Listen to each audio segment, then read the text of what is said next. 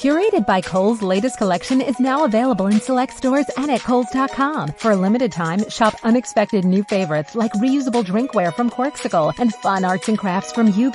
With new collections all the time, Curated by Kohl's has something for everyone. Warmies, heatable plush toys are perfect for little ones. Homesick handcrafted candles are a great gift to make anyone feel at home. And who doesn't love sweet treats from Candy Club? Shop Curated by Kohl's for these digital need-to-know brands and more. Tap the banner now or visit Kohls.com. Do-it-yourself doesn't have to mean all by yourself. Help is as close as homedepot.com/workshops, now with free DIY live stream workshops. Live hands-on courses from real expert associates. Learn how to install floor tile, create a tile backsplash, replace a thermostat, and more. All from the best seat in the house, yours. To register, go to homedepot.com/workshops. Only from the Home Depot. How doers get more done. Thank you for visiting ChristopherMedia.net. Thank you for downloading Sporgy for free on iTunes or from ChristopherMedia.net. Please make sure to rate Sporgy 5 stars on iTunes and help to tell others about Sporgy by leaving a comment.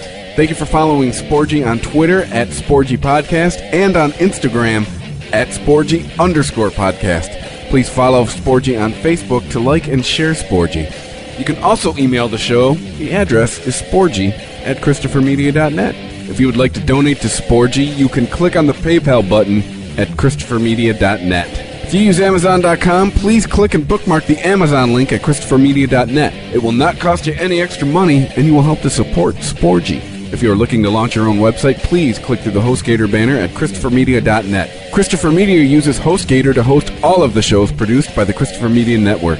When you click through the HostGator banner at ChristopherMedia.net and sign up for HostGator, you're helping to support Sporgy. We know that choosing the perfect gift for a man is a difficult task, but not anymore. TheBroBasket.com is here to help. We all know men are hard to shop for, but what do guys actually like? Their favorite alcohol, that's what. It could be craft beer, wine, whiskey, scotch, or tequila. TheBroBasket.com will put it in a gift basket full of their favorite gear and goodies. You can customize your own Bro Basket or choose from a variety of different Bro Baskets, like the Ultimate Import Sampler, the Jack and Coke gift set, or the Junior Executive gift basket. Boozeless, but still cool, Bro Baskets are also available. TheBroBasket.com gives you many shipping options to choose from, including rush delivery and Saturdays. 21 and over, please. State and local laws apply. Beer, wine, and liquor are not available for shipping in all states. You can help to support Christopher Media by clicking through the BroBasket.com banner at ChristopherMedia.net. Men used to be hard to shop for. TheBroBasket.com. Christopher Media. Let's make some noise. Welcome to Sporgy, the show that gives you half-ass sports fans giving their half-ass opinions. And now, here are your hosts. Welcome to Sporgy number 55. My name is Chris. I'm Rich. I'm the Iceman. Number 55. Any 55s jump to mind, gentlemen? Junior Seau. Derek Brooks. And big old nothing from my end. So Larry Murphy. All right. From the Wings. Well, Wings and Penguins and Toronto. He had quite a long career there. All right. Any basketball 55s? Was it Jason Williams 55? Sure. It was just a way to talk about basketball to segue into just what's going on. I'll tell you what. We record on Tuesday. We release on Thursday. It's Tuesday night. So just right now, I guess the big news today, or at least most of the things that were taking up the alerts coming across my phone, we're talking about LaVar Ball and his boys on WWE, and his son dropped a naughty word. I believe a word Bill Maher got in trouble for saying a couple weeks ago. Now black people can't even say it. What's going on? Yeah, that's what I said when we were discussing it before the show. Who demanded an apology? That's what I want to know. Ariana Huffington. Seriously? No, I don't know, but I know Disney is owned, not Disney, or USA is owned by NBC.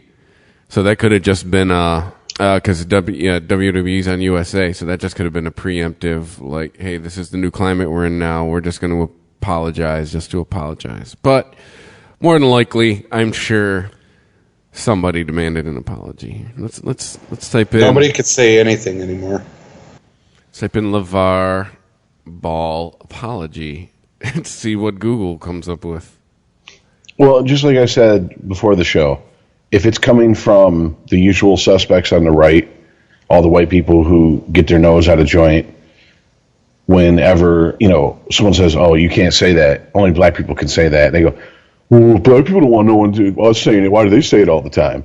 If it's that crew, then it's just whatever. It's going to be fucking just, no one's going to listen to that. That's why I'm like, okay, if someone said something, who was it to get him to apologize? Because those type of white people are ignored in the media. I mean, unless you point at them and laugh at them. That's all the media does to those type of white people. It was actually the WWE who apologized. Oh, well, that's a different story then. That's a corporation trying to cover its ass. But still, it's kind of shocking because I mean, don't they push? I remember Raw in the 90s. Didn't they push the boundaries of like what you could do and get away with on cable and shit? Oh no, that was the Attitude Era. That's long dead. The middle finger from Stone Cold and shit like that. That's long gone. Best era. Yeah, well, that shows you how long it's been since I've even fucking had wrestling on my radar. I think the actual last wrestling match I remember watching was Undertaker and was it Mankind in the cage match? Oh, he's with the thumbtacks? Yeah. Oh, that's like right at the beginning of the Attitude Era. Yeah, that's the last one I remember watching, and that was because the girl I was dating, her family had ordered the pay-per-view, so I was just over there watching it, and that's pretty much when Hell in the Cell. That's pretty much when I looked at my other buddy who was there, who was one of these, oh, it's all fake, and I looked at him and I was like, dude, you need to amend what you're saying. Yeah, it's scripted, but being slammed through that fucking through the top of that cage to the cells, 20 feet below, that ain't fake, homeboy. You don't fake that. Still real to me, damn it! Now that guy's an idiot. And I really hope his balls get stuck in a microwave and just microwave the fuck off and taken out of the gene pool, because him and his fucking flipper wet-brained inbred fucking children need to stop breathing my air right now.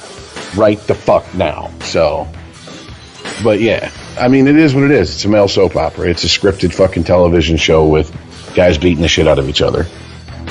Yeah, when Mankind got thrown off that cage onto the floor, he lost a tooth through his bottom lip. Yeah, I remember that, yeah. Yeah, that's real blood coming out of his fucking shoulders from all those thumbtacks. Right, just because it's scripted. I like what Rich said. Just because it's scripted doesn't mean it's fake. That shit still hurt. Well, no, he come out of the crazy ass little fucking small wrestling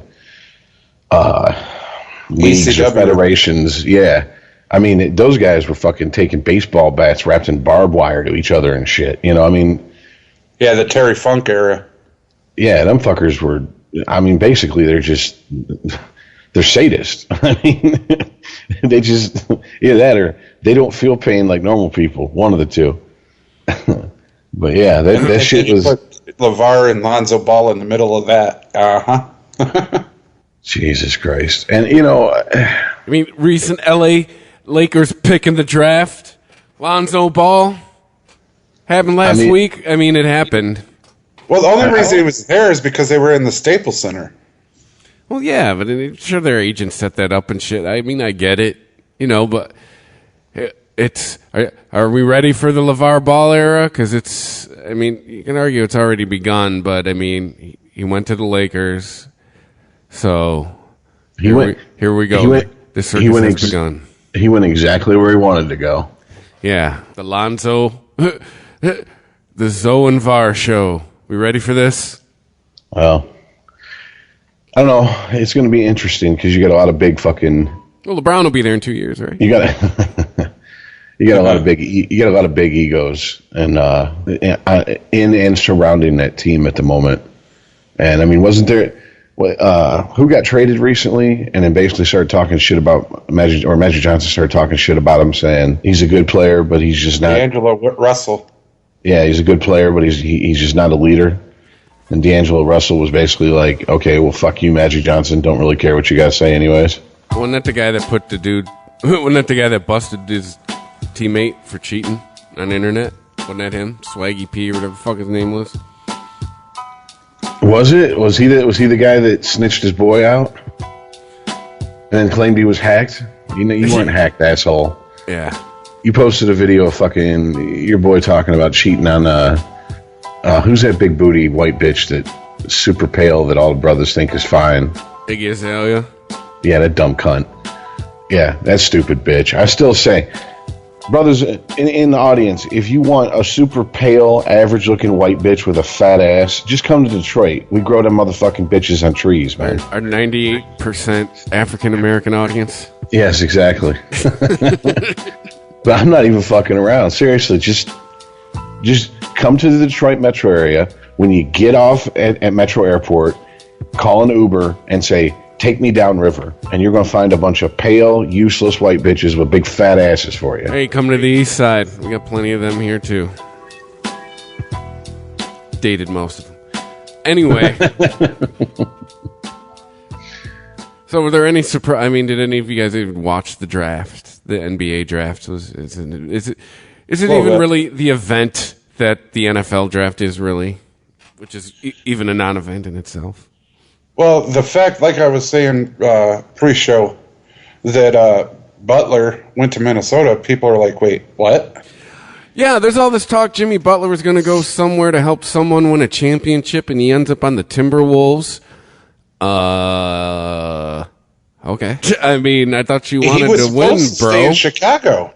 He was the face of the Bulls. That's what they called him. And then they were like, psych. See ya. Oh, didn't he come out the next day talking about being the face of the franchise and all it cracked up to be or something like that? It doesn't mean a thing. Yeah. So, yeah. Because we're all talking about super teams now because of LeBron, thanks. And Butler was going to stay in Chicago. Dude, LeBron's never been on a super team. Okay? Yeah. Right. Remember, he told us. Yes, never. But he was going to stay in Chicago and everything. And everybody was moving around. It was who's the next super team? Who's going where? And next thing you know, he goes to Minnesota, and people are like, "Wait, what?" Huh? Yeah. Good luck, bro. So I mean, I think that's the biggest shock of the draft. And I notice every other day, what's his name? PG-13's going to a new team. Oh, yeah, Paul George is definitely going somewhere. He doesn't know where yet, but he's going. Today I heard the Wizards. What have we heard? We've heard the Lakers. I've heard Boston. Cleveland threw their hat in the ring. Yeah. Cleveland's been talked about for, basically since Game 5 of the finals. I keep hearing Cleveland's getting mellow. Like that is more than likely what's going to happen. That just really doesn't make sense. I mean, I get it, and I understand LeBron wants to play with him and shit like that, but him and LeBron both are 34 years old. Yeah, that doesn't get it done. How old was he fought Rocky Marciano? Joe Louis was 74 years old. He whooped Joe Louis's ass. Oh, there they go. Yeah, but I was watching. ST1. Believe it or not, I was watching ESPN today. I actually watched PTI and whatever the one is on before it. Round the Horn? Yes. And I will give ESPN credit for this. They've kept those two back to back. And I believe the same time spot now for well over a decade. So yeah. And now I totally forgot the point I was going to make. My bad. Sorry, dude. No, it's all right. Because I was going off the tracks on it anyways. I don't know. I was watching ESPN today and he said something that I agreed with. And now I can't fucking remember. I got it back. Oh, here we go. No, Rich, I'm aware I'm poking the bear. I don't mean to immediately, but it's just going to be the nature of this comment. Maybe ICEman will agree with me, maybe he won't. They're saying LeBron at 34 and Carmelo at 34, two different players. LeBron is still relatively at the top of his game. Melo, Not so much. He hasn't been to the playoffs for 4 years. He's definitely on the decline. I agree with LeBron being at the top of his game. Melo, I think Melo's just upset. He went to the Knicks to try to win a championship. Phil Jackson knew that, paid him for it, tried to build a team around him, and it's just not working out the way he wants it. He went to the Knicks because Joe Dumars is an idiot. That's why he went to the. That's why he went to the Knicks. I agree with that too. That guy should have been a Piston. Well, Jesus Christ, man, the Knicks are just a fucking dumpster fire. Yeah, they're even talking about trading Porzingis. It's been said that Phil not happy about that one. Well, it's been said that Phil wants to get out. He doesn't want to be the GM anymore, or president of operations. Is he just fucking it up on purpose? Well, if he gets fired, if he gets fired, he gets to keep all of his money. If he quits, he has to give it back. The Knicks starting 5 next fucking fall's a bunch of white guys. They're all 5'6". Yeah, what the fuck is this? What is it? The producers? Phil Jackson's like, what?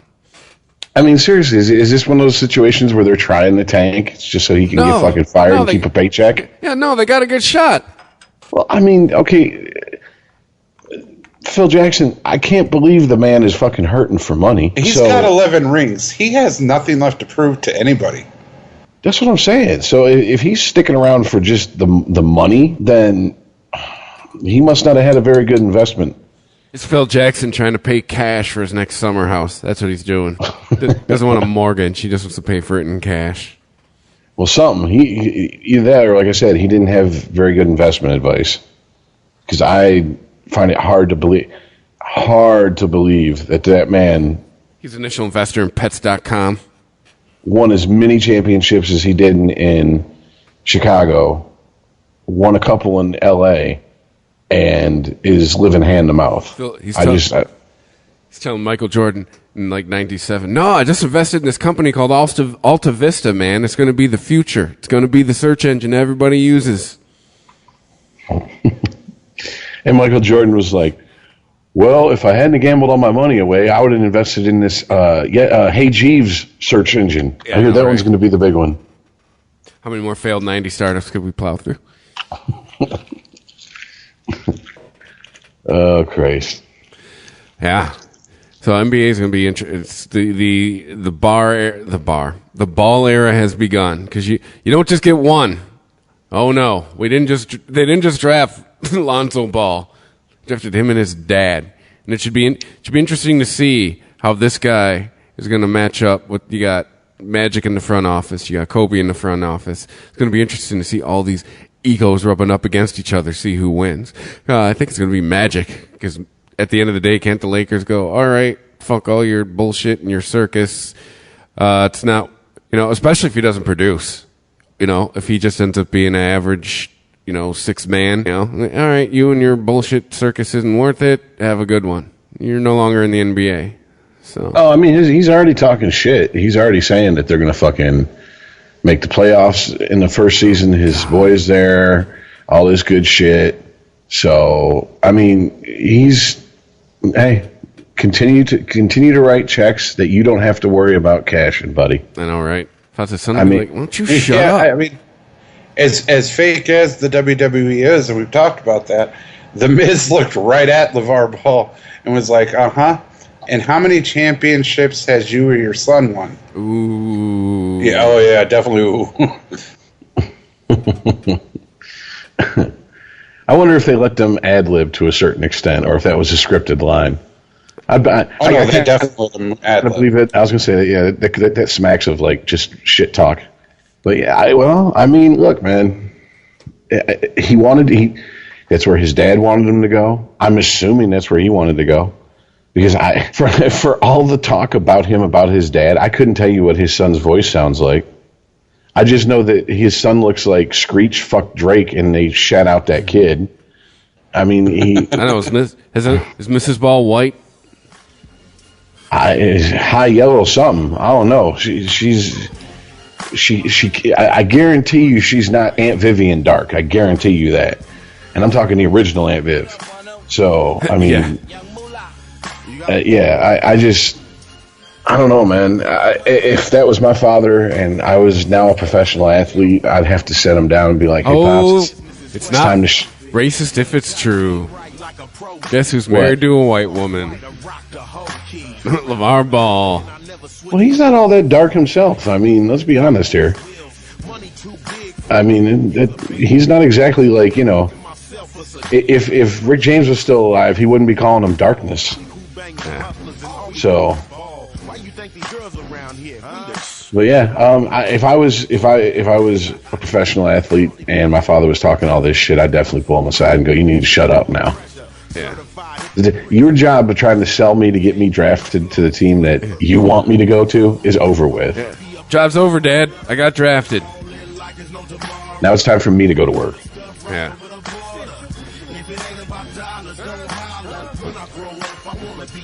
All right, and then was there any other really big news in the draft, really, as far as the NBA? And then, yes. No, not really. Like I said, Butler was the biggest surprise. People went, what the hell? And, you know, Josh Jackson, Monk, Ball, everybody got drafted where they were supposed to. Yeah. And then the very next night, the NHL draft. We'll let you guys talk about that. I just know what happened. Were there any surprises for you guys? Anything you thought? I mean, because they had the expansion draft and then the regular draft. I mean, was Fleury going to the Knights like the worst kept secret in sports? I kind of like how the Knights are going about. They had 3 picks in the first round, and they took a defenseman. I can't remember his name off the top of my head. I believe from Dallas in the expansion draft, who basically, I get the impression, probably told them, "I'm not playing for you," or something along those lines, because they traded him and got 2 more draft picks. I mean, so they seem to be like trying to build for the long run, and them not taking. Well, I mean, they took Marc-Andre Fleury, which I kind of expected them to take him. I really expected them to take Mrazek as their backup goalie, but they didn't. So I guess to me that means that all the behind the scenes talk that's going on here in Detroit, that he's a fucking head case. There must be something to it, because he's a young goalie, you know, has proven that he can play, but he also has had his down, you know, his with his ups come his downs. But I mean, as a backup, stick him behind, you know, Marc-Andre Fleury and you know, let him learn for a season or 2.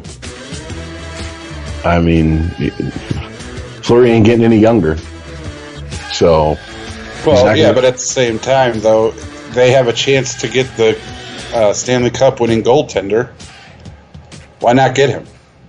No, that's why that's why I said I figured they would take him and he would be their starting goaltender. I just figured as a backup they would take, like, I just figured they'd take Mrazek, but I don't know. I mean, that leaves the Red Wings now with a situation in their hands, because if I'm remembering correctly, the Grand Rapids team just won another Calder Cup, and that's their minor league team. And when Howard was hurt earlier this season, I can't remember the goalie they brought up from Grand Rapids, but I can't remember his name. But he played well. I mean, he wasn't, you know, outstanding, standing on his head, playing out of his mind, but he played well. So might have a little bit of a logjam there at the backup goaltender position going into next season. But then again, you got, I don't know. Anyways, Red Wings winning, if we get to them, be one thing. I'm kind of shocked. I figured that Vegas would try to build a team that they could sell as, we're going to win ASAP. And it seems to me they're doing the exact opposite. They're building a team that they're thinking of the long run. So, I mean, if that's the case, you know, maybe they're pulling an Astros. Maybe they're pulling the 2014 Astros. Hey, in 3 years, we're going to be a team to contend with. And they are, you know. But as far as the draft, I don't know. There was no sure thing in this year's draft as far as I'm concerned. I didn't see any player that was like, that's a got to have player in this draft. I just didn't see it. So there's no Crosby, there's no Ovechkin, no Austin Matthews, no Connor McDavid, nothing like that. Didn't they have the NHL awards too? Yeah. Well, you know, the biggest story to come out of the last week in hockey, honestly, is Pittsburgh giving up a third, or I think a third line center and a couple draft picks to St. Louis to get their fucking tough guy. And hold on a sec, I gotta.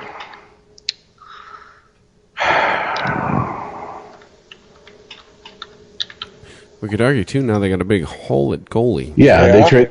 Who did they? Who? I'm hold on a second. I want to make sure I have this right.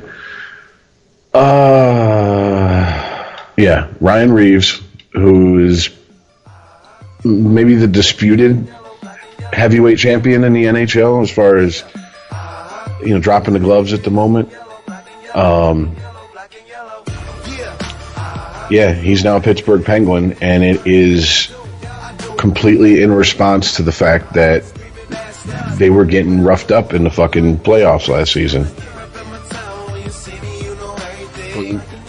Wouldn't got Cindy a protector? Yeah, I mean, you know, yeah, a draft pick and a fourth line center for a guy who has what, I think like 57 career points, something like that. I mean, he's not for damn sure he's not. Excuse me. A power forward. He's kind of a throwback. I mean, played 64 games last year. He had 4 points. His best season was he had 81 games in 2014, and he had 12 points. So, and I mean, he's only been above in the plus-minus category once. So, I mean, it's... they got what they wanted. They got protection for Crosby. And this is what supposedly the NHL doesn't want, is they don't want guys like him in the league anymore. Yet, I mean, what else could Pittsburgh do?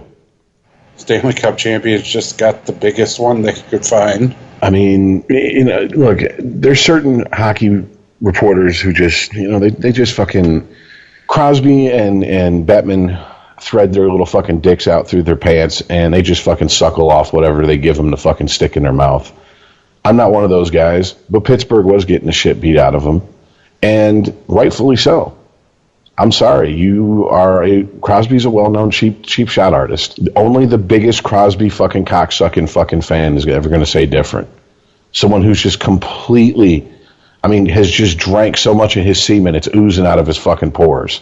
All right? That's the only fucking person that's going to ever say Crosby isn't a cheap shot artist. And you have that reputation, and now he wants to be this elder statesman who, oh, I'm not that guy, and I'm not going to cry about, you know, people taking shots at me. No, you get your GM to do it for you.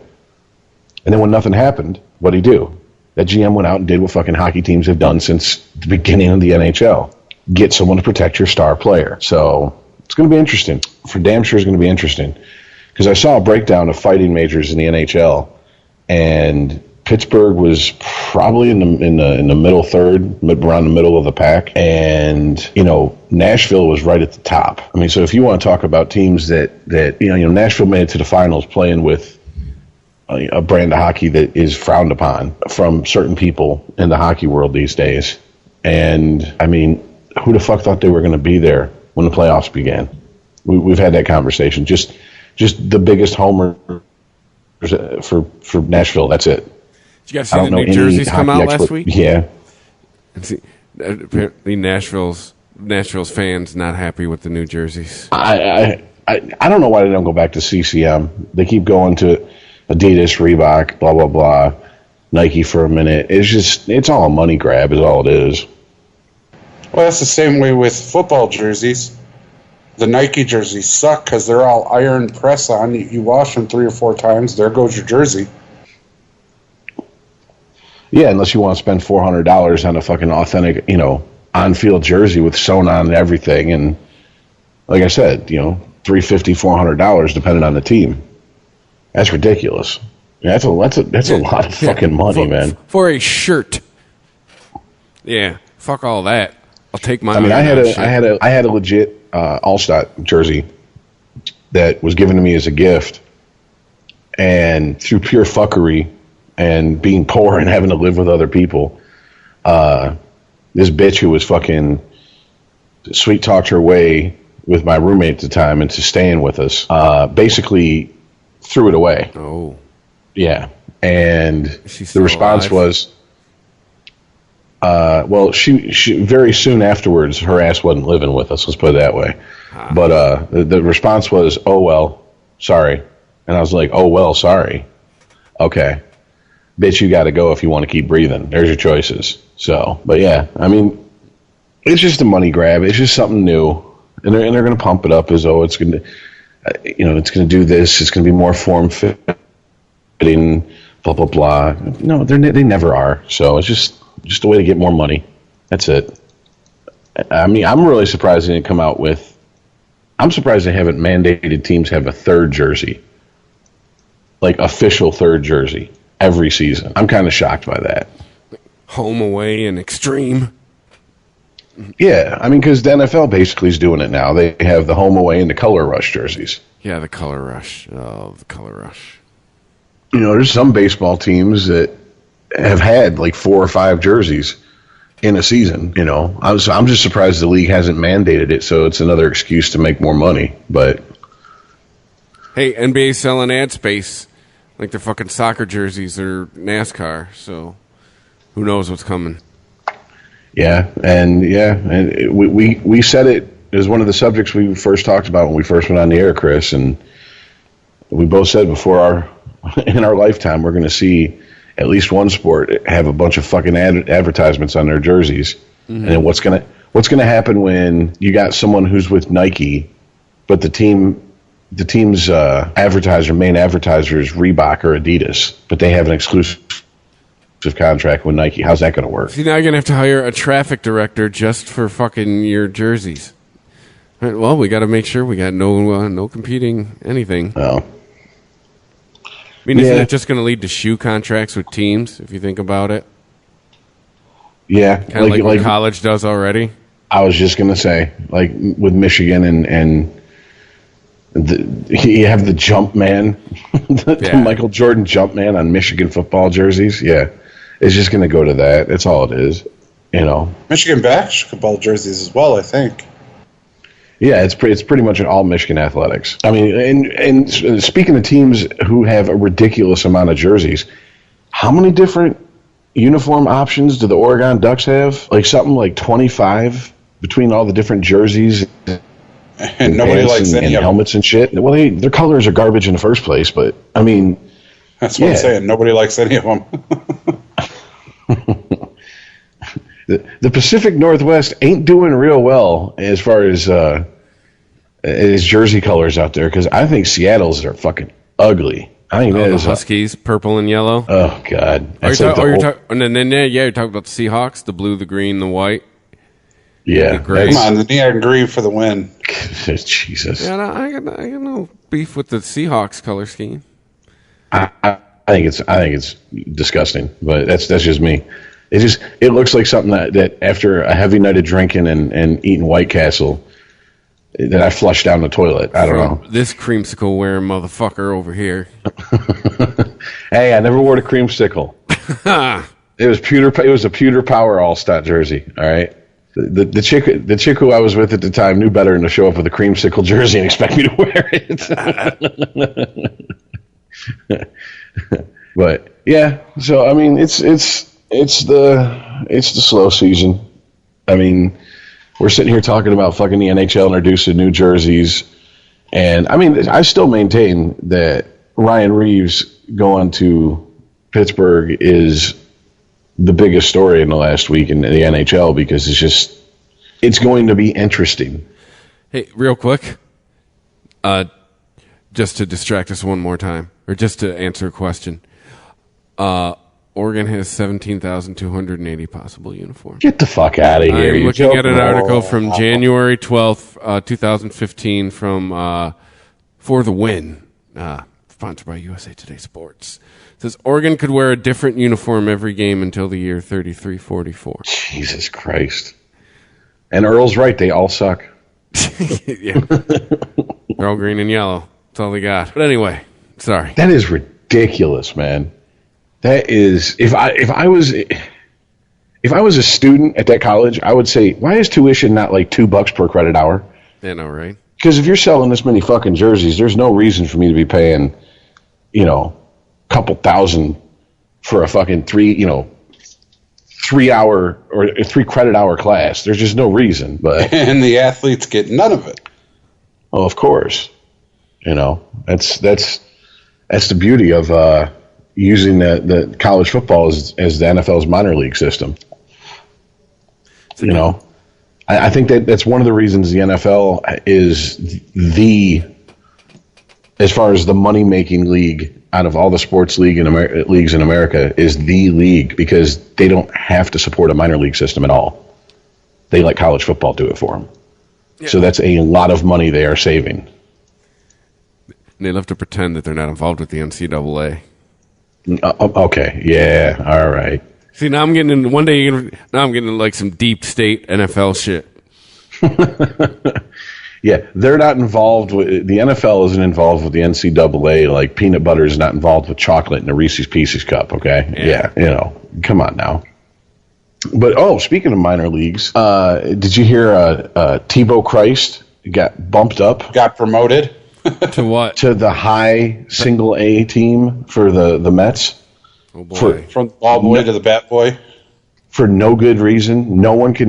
No sports writer I've seen writing about it has given a valid reason why he should have been promoted. I heard this phrase, because he puts cheeks in the seats. And if that's the case, then those minor league teams must be like something out of Brockmire. Seriously, there must be like just 20 people in the stands getting drunk every game. That's it. And it must be like $5 to go to a game or something. Because I can't believe he makes he doesn't do anything. I mean, what has he done? Like I said, one sports writer named his article. He accepts the Lord Jesus Christ as his personal savior, Rich. That's what he does. That's nice, but apparently, oh shit, who was the voodoo guy from Major League? Serrano. Yeah. Serrano was right. Jesus Christ can't hit a curveball. So, I mean, I don't know. I mean, like I said, one writer titled his fucking article, Tim Tebow continues to fail up. Well, he's hitting 222. He's white. Yes, in single A ball. Think about that. He's got double A and triple A. Before he has to go through double and triple A before he even sniffs the majors. And you're hitting barely above the Mendoza line. Yeah, that's an issue. But what do I know? I mean, hey, with the season the Mets is having, I guess they have to look for any bright spot, and if they can make a little bit of money off their minor league teams, why not? Man, hasn't he seen the shape the NFL is in? Get back in. Go fucking try out for the Jets. Go try out for the Bears. You might get in. Oh, you'll get in the Bears as a fucking quarterback. Yeah.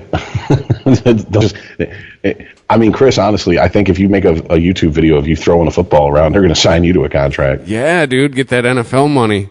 Get that league minimum. That's all I'd want. At least a practice squad contract. Yeah. Give me the practice squad minimum. I don't give a shit. The practice squad minimum, like $1 million. No, it can't be that much. I think it's like maybe 150,000. Well, give me 6 figures. Shit, I don't need 7. Right? I know. I know. Somewhere there's a football player bitching about he's only making 150,000 on a practice squad. No, but I think even the practice squad's making like 300 something. Well, I know that. Not that long ago. Well, it is that long ago now because I'm old. I, for some reason, the older I get, the more I think that like 1990 was 10 years ago, and it's actually, we're almost 20 years removed from that decade. Anyways, it was in late 90s. there was an article in the Hockey News that the NHL minimum was like $175,000. That's the minimum you could make and be in the NHL. A practice squad minimum is $117,000. Yep. That's to make a minimum, a minimum salary of $6,900 a week. Yeah, that's nothing to sneeze at. Oh, I'm hating life. Oh, I can't do it. $6,900 a week to get hit for a living. Call my ass Rudy. Yeah, I know, right? Well, okay. You got to think, though. Anybody on the practice squad who lines up against a guy like James Harrison is earning every penny. Yeah, I know, right? Did you see the video of that motherfucker playing volleyball with a medicine ball? No. Yes, that fool was playing volleyball with a medicine ball. James Harrison. Yes. All right. Him and 3 other guys who weren't identified, at least not in the article I saw about it, but I was like, you got to be shitting me. That's just showing off at that point, dude. Well, all right. Jeff from CBS Sports. One day ago, see what this looks like. Oh, is this an Instagram picture?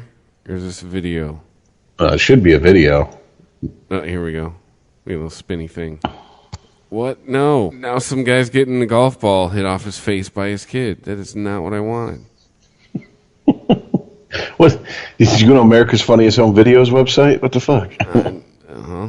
Cast your own aspersions on CBSSports.com. Maybe I have. This James Harrison shows off superhuman strength once again. Oh, there we go.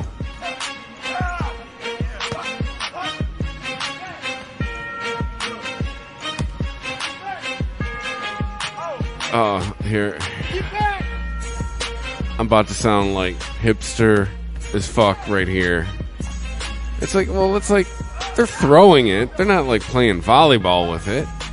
But I still get the strength, I guess, that this would take. But you don't impress me. Like, spike that motherfucker.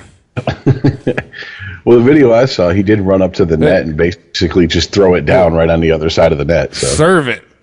No, these guys were like catching it with their hands and throwing it with 2 hands, which still, all right.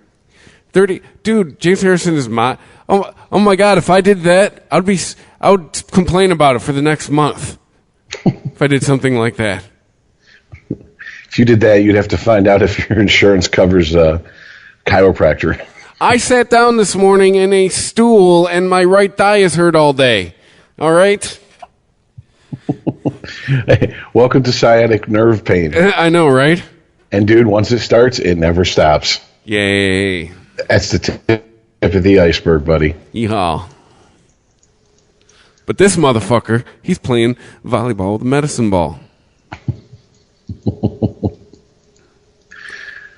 $7,000 a week. You can get hit by James Harrison. Apply within. Is that Tim Tebow playing with him? I highly doubt that. Unless Tim Tebow has gotten a significant tan. None of those were white guys. No, there's a white guy there. The token white guy? The white guy in the crew who's done some crazy shit to prove his worth? It's probably like a Hispanic guy. And just the sun was hitting him at the right angle. They are outdoors. Sad day for former Lions player. What's that? What happened? Oh shit, what's his name? Fairley? Nick Fairley? Is he dead? Oh yeah, he's gonna miss the whole season. Oh. And he might be done with football altogether. Whoa, what happened? He has an enlarged heart. Oh. Yeah? Yeah, Sean Payton and the Saints are like, meh, sorry, dude. Have a good one. You're not dying for part of our organization. You can go collapse at someone else's practice facility. Not to be a smartass, but I guess I'm going to be a little bit.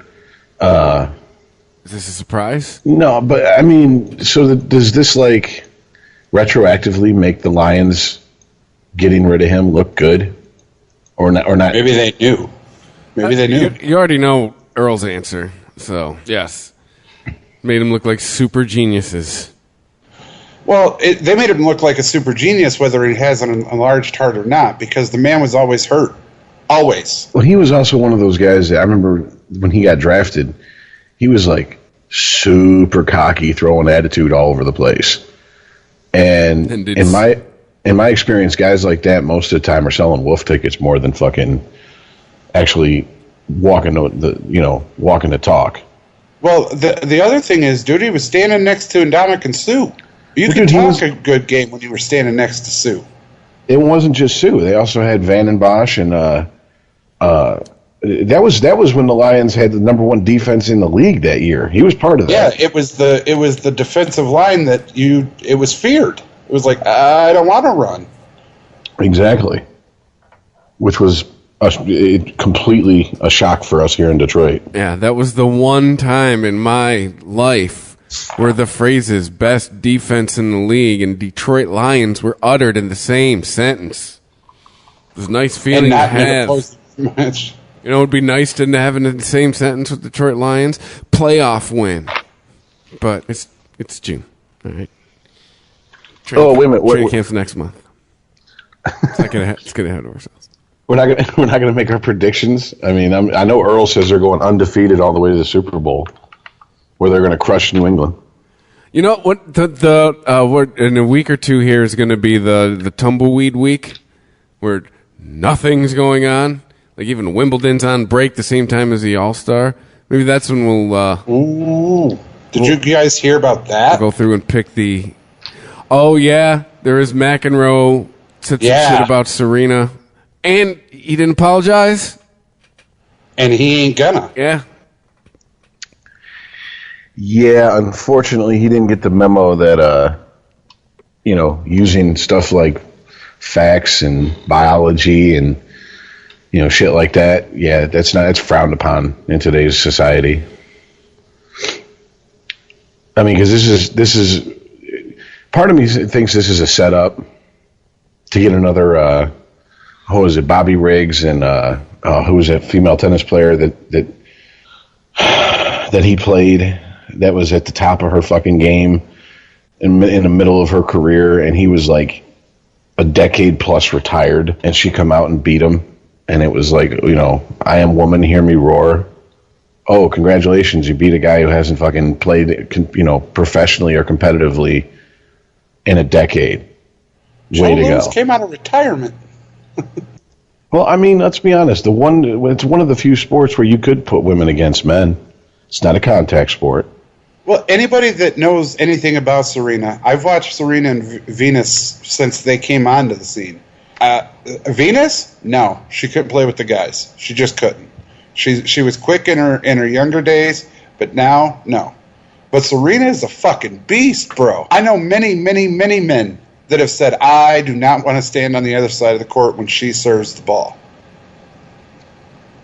She hits a first serve as fast as any guy on the circuit.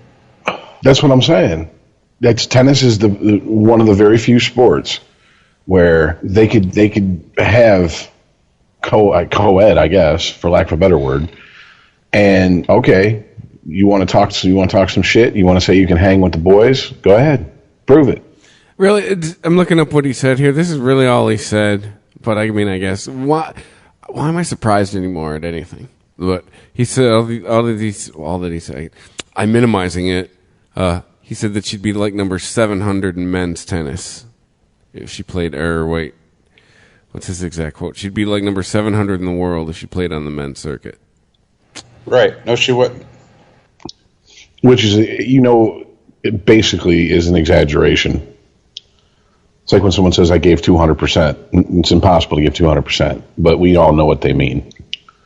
I mean, hey, I'm all for it. And if she goes out there and dominates the best, and beats top 10 men's tennis players, so fucking be it, dude. I mean, I know a bunch of women who don't give a single fuck about tennis that would be crowing about that. So, hey. You want to up your sports brand? You want to get people to watch that wouldn't watch otherwise? Let men and women play each other. I mean, they can still have the women's, and men's separate, but do what they do when they play doubles. Have it separate from that. But I mean, let's be honest, and guys, probably in another 20 years, it's going to be that way anyways. I mean, you already have people crowing about that there shouldn't be a best actor or a best actress category. It should just be best, all-around actor regardless of gender. So how long until a sport is basically co-opted and they just, remove the gender lines? I mean, and what ones could they honestly do it? What, golf and tennis?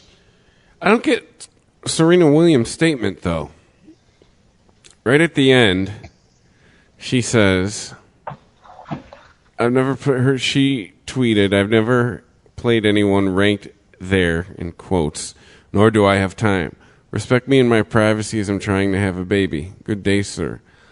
Well, I don't understand that last sentence. How he was probably asked about, I guess I'm going to have to read the interview, but my guess is he didn't just spout off randomly to somebody with a microphone about Serena Williams. I'm going to use this crazy thing called context and maybe guess he was asked about her. And how is he fucking up her privacy while she's trying to have a I don't know. Maybe I smoked a little too much weed today. I don't get how her privacy is invaded or not respected. It's not. It's just a way to play victim. That's just it. I mean, how is saying where her rank would be if she played with the men private? The ranks aren't private; they're public. And what does having a kid have to do with anything that he said? Yeah. Nothing. It's just a way to throw in there that. Welcome to the Confused White Man podcast. It's just a way to throw in there. I'm a victim here. Okay, you're a victim. All right, whatever. I'm just going to start treating people who claim victimhood the same way the Marine Corps treats people who claim victimhood. Okay, well, that's nice. Now overcome, improvise, and adapt. You ain't got mute on Twitter? I got mute, and I'm nobody. You want to see Johnny Mac's tweets anymore? You don't have to see Johnny Mac's tweets anymore. And on top of that, this is John McEnroe. Yeah. He's known for saying outlandish shit. So anyone who is faking offense at this, really? Hey, so man. do you get mad when you watch nature documentaries and bears do bear shit too? We live in a world where Bill Maher had to apologize, so who the fuck knows anymore? Mr. Politically incorrect himself. Yeah. Oh. Well, I mean, let's take it to it's a competitive sport to a point, but golf, do you guys remember Annika Sornstead? Mm-hmm. Yeah. And she went and played with the guys and failed. Oh, yeah. And then Michelle Wee. Right. Michelle Wee tried that shit, played in 13 men's tournaments, only made the cut once. But we're all equal. We're all equal now, Earl. That's what I'm saying. There's no more valedictorians or salutatorians. Everybody's equal. I mean, we went through this with Danica Patrick. Okay. All right, well, she's in NASCAR. And what the fuck has she won? Nothing. I mean, look. Money. I mean, well, yeah, she's making a living. More power to her. But, I mean, this is the problem with looking at someone and going, oh, that person has the same genitals as me. So if that person succeeds, then somehow I feel like I've succeeded. No. Okay. No man on this podcast looks at Michael Jordan and goes, oh, because he was the best basketball player ever and he's a man, somehow that means I'm part of that. Damn right. We made it a whole hour without bringing up Michael Jordan, and it wasn't me. I mean, it's not the way shit works. And as long as people choose to basically base their self-esteem on what other people accomplish, then what you're basically telling the world is you have no self-esteem. You live and die by what other people accomplish. And the truth is, the feminists were abandoning ship like rats on a sinking ship once Danica Patrick got in the NASCAR and did absolutely dick in there. I don't hear them fucking hemming and hawing about her anymore. I don't hear anything about her coming from them in their camp about, oh, well, she's the best thing since whatever. Hey, you had somebody break the all-time WNBA scoring record a couple weeks ago, and the most I've heard about it is on Michael Rappaport's podcast. And no fucks were given. Where's everybody on that one, since we're all equal? This just goes to show. Is it Diana Taurasi, I believe is her name? That these people who are pushing agendas and are trying to dictate narratives to us like we're children and tell us what we're allowed to say and we're allowed to think, they don't give a fuck about the causes. The cause isn't, I want to see a woman in MLB baseball one day. The cause is, we want a woman who goes in and dominates. That way we can go, nah, we told you. And when it doesn't happen, might get that, though, because that article you posted, Rich, about that. Go ahead. Hold on. I'm just saying. And when they don't get it, they abandon these people. And that's an insult to these people. And if I was one of these people, I would be like, if I was Danica Patrick, the next time, let's say Danica Patrick comes out and wins the Sprint Cup now? I can't keep track of how many times they've changed their name. No, didn't we discuss it's not Sprint after this season? Yeah, it's the Monster Cup. Let's say she comes out and wins it. That's what size I wear. I need a Monster Cup. Sorry. If I'm her, the first fucking shaved head, horned rim, gender fluid, third wave feminist that gets up and try to fucking act like she did something and piggyback off of my fucking winning that, I'm going to tell her to go sit the fuck down and shut the fuck up. Because where the fuck were you when I wasn't winning? That's my point I'm trying to get across here. These people pushing these agendas do not give a fuck about Danica Patrick on a personal level. They care as long as they can use her to further their agenda. You know what really sucks is that a lot of people that are pushing these agendas actually believe that these people have a shot. And it's not that they drop them like a bad habit on purpose. I think they're more disappointed and like, shit, there goes our shot. Yeah, but here's the bitch of it, okay? When they go and they try to shove this down people's throats, sports fans' throats, that's when sports fans do what is human nature to do. When someone tries to force you to do something, human nature is to push back and resist, all right? I'm a baseball fan. I'm a football fan. I'm a hockey fan. If there was a female hockey player that could play in the NHL at a high level, I wouldn't give a shit that she's female. Put her on my fucking team if she's going to help us win. If there was a female that could, if there was a female that played baseball that could put the ball in the fucking, in the cheap seats in the outfield, I don't give a shit. Put that bitch on my team. I don't care. You know what I'm saying? It doesn't matter to me. I mean, in that article I sent, what was it? Kathy Ireland looked like wannabe. Yeah, but do you remember what college it was? It wasn't in Colorado or something like that. Somewhere in the Southwest. Yeah, I mean, let's be honest, man. You got whatever the fuck his name is, because I refuse to learn it until he can actually fucking hit a field goal down there in Tampa Bay. If this chick can kick better than him, draft her ass next year. I don't care. I just don't care. All I want is a winning team. That's all I care about. He wants extra points made, long field goals. Yeah, but here's the thing, though. Annika Sorenstam, I thought maybe had a shot on the PGA. Michelle Wie, I never gave her a chance because she's too young to understand the gravity of the situation she was in.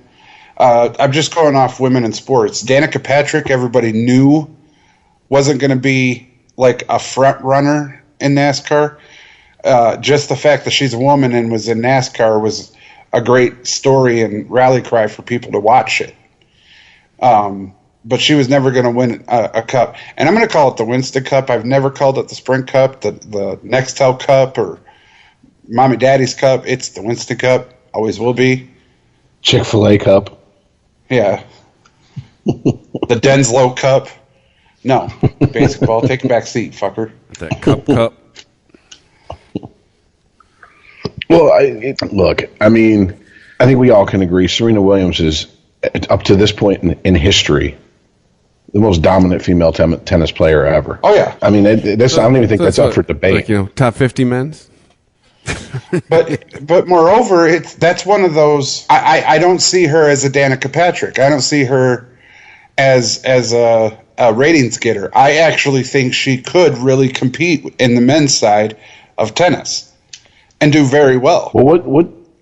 And forgive me for not knowing this because it's golf, but just from a layman's perspective, it seems like what would kill most women golfers playing against men golfers is that men would most likely be able to outdrive them. Yep. Right. Yeah. Correct. I mean, if once it gets to the short game and your putting game, that's not a power game. I didn't think of this. Do SJWs know that there are men's tees and ladies' tees? Oh my God. There would be protests throughout the country once this gets out. Well, where do you go if you're gender fluid? I know, right? That's what I want to know. It's just a brown tee. Well, the women's tee is moved up. Yeah, absolutely. Yeah, you have less yardage. You have to less yardage. And even on the scorecard that way, too. Gender fluid be somewhere like middle between both of those. So, and I think the thing of gender fluid is you feel you're a different gender day to day. So if I was a guy looking for an advantage, all of a sudden I would feel very feminine that day and need to hit from the woman's tee. Hit from the ladies' tee today, guys. Yeah, I'm closest to the pin. All right. I'm menstruating today. I'm going to hit from the ladies' tee. So you guys go ahead and sit back there. $50 a hole. You know what pisses me off about that when that became a thing, gender fluid? And I mean the golf course. I kept saying I'm a woman in a man's body and I'm a lesbian. Come here. Let me try it out. No. Kept getting denied. So disappointed. That's hate speech, ICEman. Yeah, but to be fair, I knew you when you had hair. And you kind of looked like a lot of lesbians I've met in my lifetime. I'm saying, which is a motherfucker, what?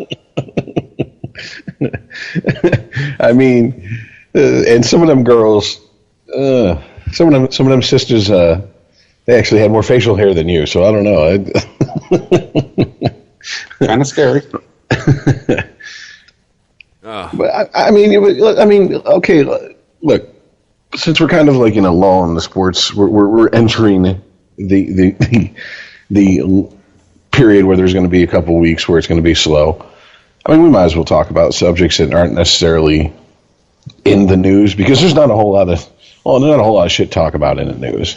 Well, there is one thing though, Rich, that we really need to talk about because I talked about it last week, and then it blew the fuck up. Aaron Judge and Yankees. Mm-hmm. They have his own section in Yankee Stadium now.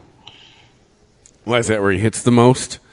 No, that's where he plays in right field. It's called the Judge's Chamber. There's an 18-seat section in Yankee Stadium that's called the Judge's Chamber. That's clever. So that's news? Well, it's news because people are upset about it. Why? Because they say it's, quote, you're going to like this, they say it's, quote, too soon. For what? Yeah, it's what the owner said. Too soon for what? For our fans to enjoy our players? First of all, I guarantee you there's nowhere in that section of Yankee Stadium an official plaque put up by the fucking Yankees themselves that says the Judge's Chambers. Okay, dude, there is. Stop. There is.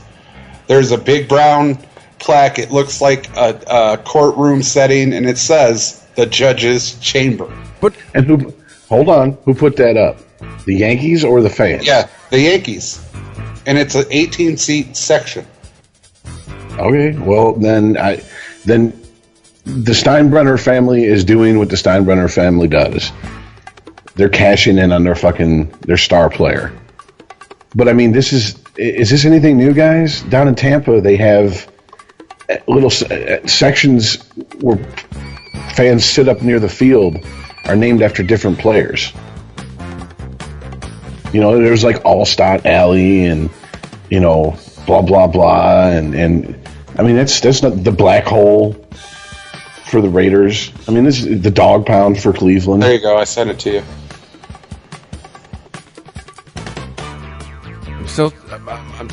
My brain's still, like, trying to wrap around too soon. Because the captain left, and... Oh, it's too soon to have another section for a player? Well, they never really did this for any player, including Jeter.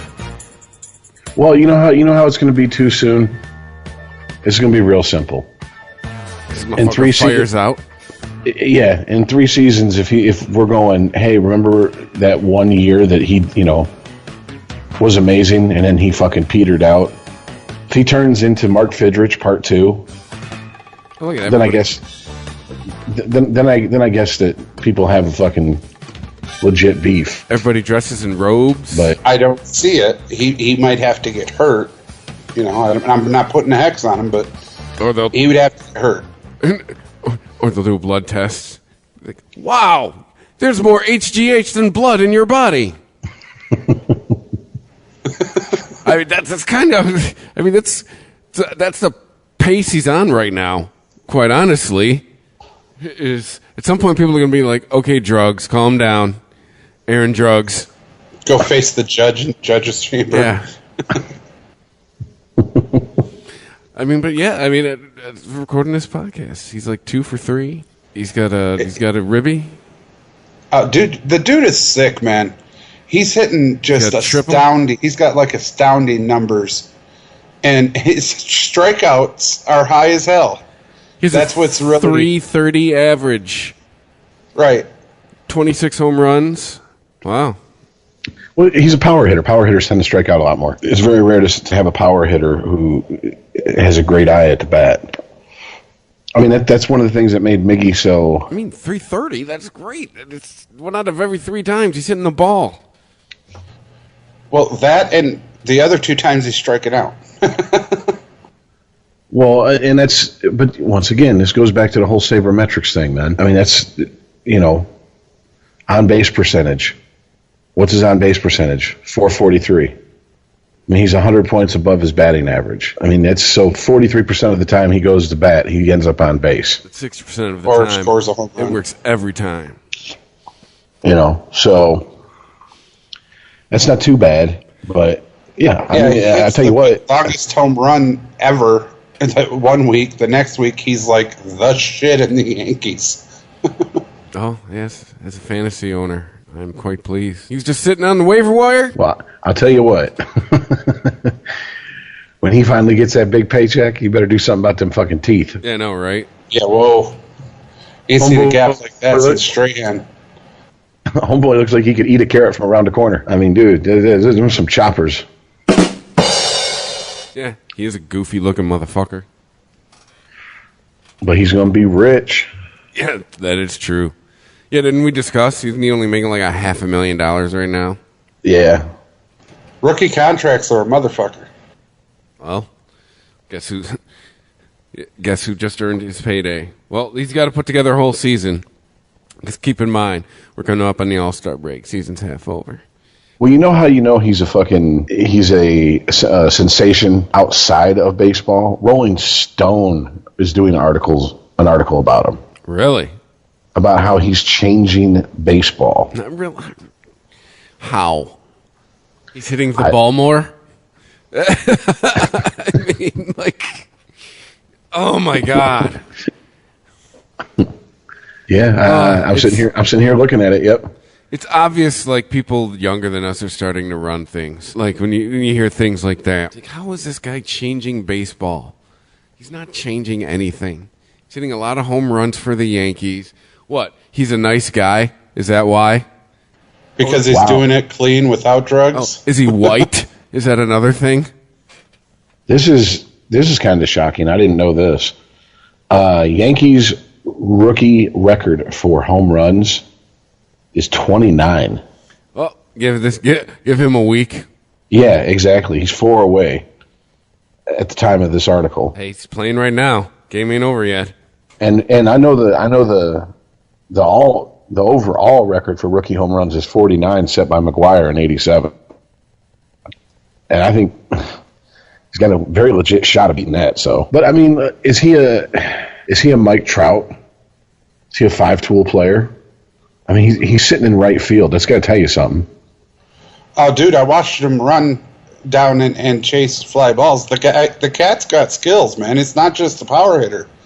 He's not, Cecil or Prince Fielder. He's not just sitting on first base chilling, waiting to hit a home run. He's out there doing it. Yeah, but I mean... He's a big son of a bitch, too. I mean, it's been pretty much a given that if you have an arm, but you don't have the greatest range, they're going to bury you in right field. And if you don't have the arm, then they're are going to stick you at first base. I mean, Trout, he has speed, range, power. I mean, hits for average. I mean, I don't know. I just remember all the stink that we heard that Mike Trout was the best player in baseball and Miguel Cabrera was a distant second. So I'm wondering how long until we hear that the argument between Trout and Aaron Judge. Well, he got extended a invite to the home run derby, and if he takes that and wins, there could be discussion. Yeah, but dude, the home run derby, I mean, that's nice. It's good. It's cool to watch for fans, but that's got a bad habit of guys go into that hot and they come out of it cold, dude. Yeah. I mean, there's been all types of baseball talking heads over the years that have said that guys go in there, like Bobby Abreu in 2005. I mean, he went in there and just fucking smashed the records up to that point, and then basically lost his power for the most part for the rest of the season. I mean, so I don't know. Is it akin to the Madden curse? Well, I don't know, but and it might be a mental type thing. Guy gets in there and kills it like that. All of a sudden, he's on the national stage. Every time he goes to bat, he starts feeling the pressure that he has to put one in the fucking stands. That's it's one of the things that people, especially casual sports fans, I don't think they realize. Not everyone rises under pressure. Some people actually fold. A lot of people fold. More so than people that rise to the occasion. Well, Carlos Stanton has already done a Broadway Joe type move and said he's bringing the home run derby home to Miami. Like, why don't you talk shit about the home run derby? Because it's in Miami. Like, what do you get off of that? He plays for the Marlins, and they ain't got shit else to talk about down there. Yeah. Buzzing. I mean, honestly, what the fuck is going on in Miami? Nothing. Mm-hmm. They're just another team there. Yeah. I mean, the Florida Gators won the College World Series, if anybody cares. Wow, dude. If there was, again, Rich, he's our Tom Mazaway. There should be, if we had a penalty box, I'd put him in it. Bringing up the College World Series. I mean, you already brought up tennis. The human non sequitur. I didn't bring up tennis. You brought up tennis. That's true. But I was just going to say, you can't script, if you're in the AL East, you can't script this shit better than you can right now. You got the Yankees and the White Sox tied for first. They've just been duking it out all season. Red Sox? Yeah, Red Sox. Did I say White Sox? Yeah. Sorry, brain's on autopilot sometimes. But yeah, Boston and New York. Well, real quick, I want to get back to the whole Trout versus Judge thing, because I'm going to call it right now. If that conversation starts, they're going to give Aaron Judge a whole lot more leeway than they gave Miguel Cabrera just because of who he plays for. Yeah. Also, Mike Trout's team is 12 and a half games out. Well, he's out at the moment, but they have the same record. It's just the Astros are that fucking good. Jesus Christ! Looking at they're 52 and 25. Jesus. But I think that definitely the baseball world is, and it's one of the things. It's one of baseball's charms, but it's also one of its drawbacks. Is they cling to their past so much, and I think a lot of the old timers still think of New York as the mecca of baseball because of the days when you had, the Dodgers, the Giants, the Yankees. And I think anybody that wears a Yankee uniform gets a little bit more credit than they should. But on the flip side of it, when they don't live up to expectations, they also get a lot more harsher criticism than they would if they played for, Detroit, Kansas City, Toronto. So, but yeah, I'm very interested to start hearing if Judge keeps it up through the season and he ends the season strong and he starts next season and he's picks up where he left off. I'm guaranteeing you're going to start hearing a lot of talk about who's the best player in baseball. And whereas Miguel Cabrera was pretty much written off right out of the gate by anyone but Detroit fans. I don't think it's going to happen with Aaron Judge. And once again, solely based on where the fuck he is. Because Mike Trout and Judge are both the same age. They're both 25. Yeah. Just Trout's been in the league, 4 years longer, 5 years longer? Like, Trout came in early. Right, but I don't see a Mike Trout farm or a Trout pond or anything like that in his stadium. Oh, you're calling out the Angels fans. Well, I mean, come on. Well, that's also an issue. I mean, Slate had an article not You're that asking long Los ago. Angeles sports fans to get involved in something, Earl. That's a big fucking... they have the Dodgers right now. The Dodgers are 1 or 2 games behind in the record from the Astros. I bet you LA could give 2 shits. Well, I mean, Slate.com had an article basically saying why doesn't anyone care about Mike Trout? And this has been, various sports talking heads for a couple of years now. He's fucked by where he plays, man. Playing on the West Coast.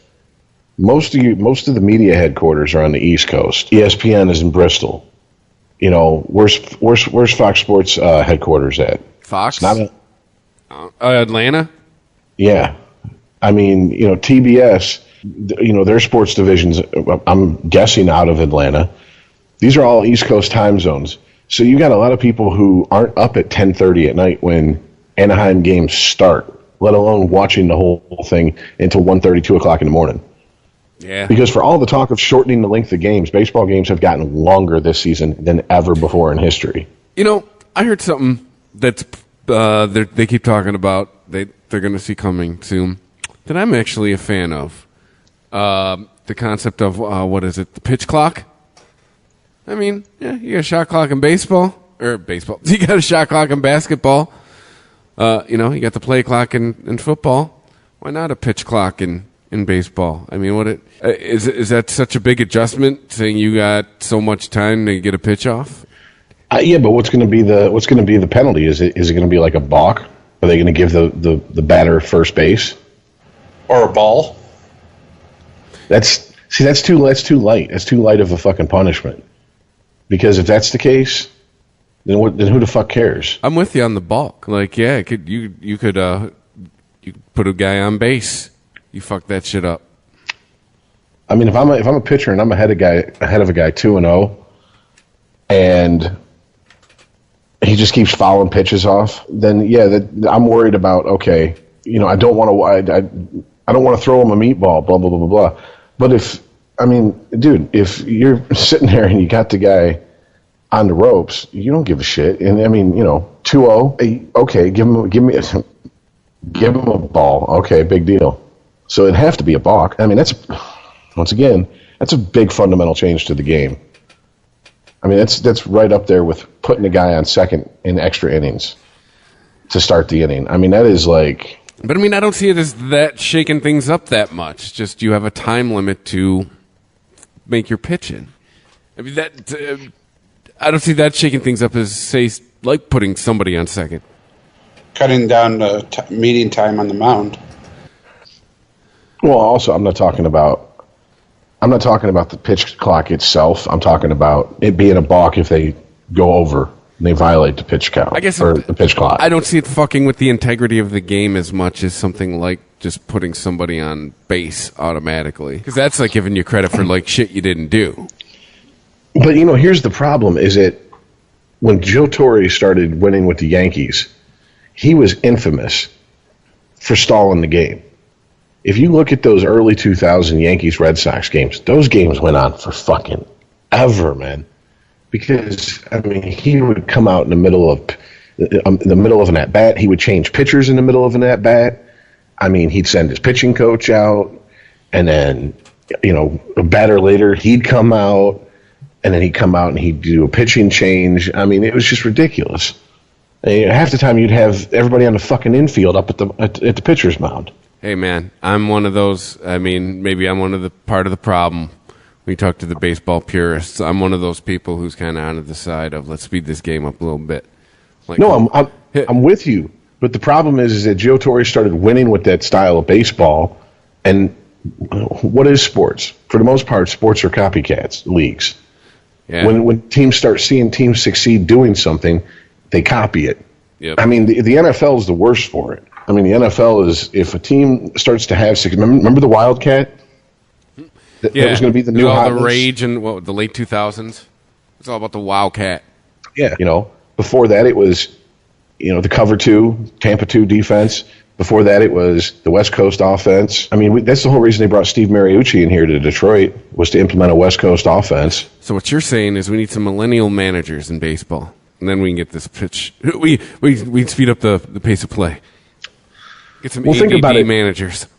The real breakthrough in baseball has been in the front office, not necessarily in managing.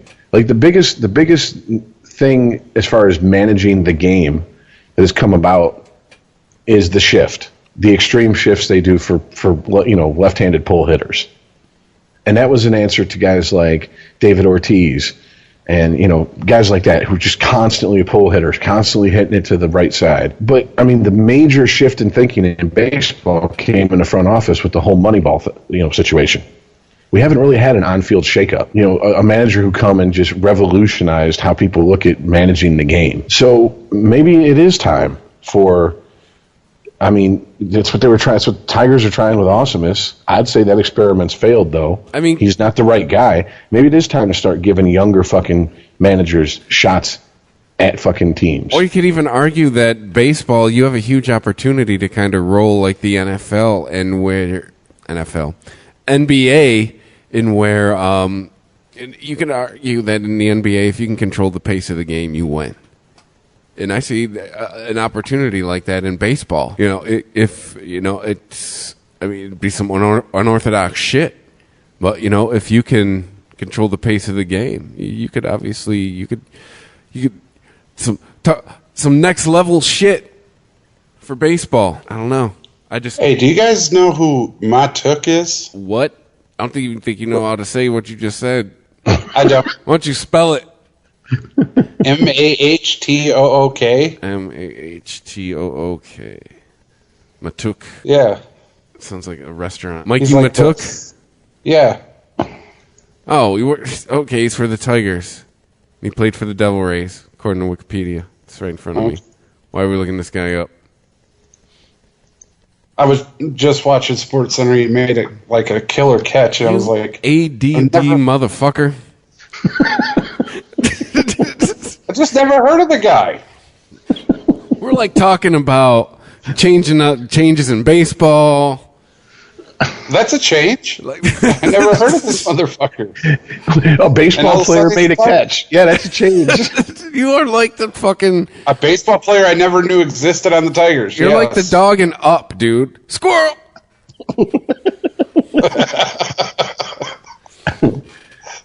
Oh, God. Well, I mean, while we're talking about the Tigers, what happened? Like, 2 weeks ago, weren't we talking about how competitive the AL Central was?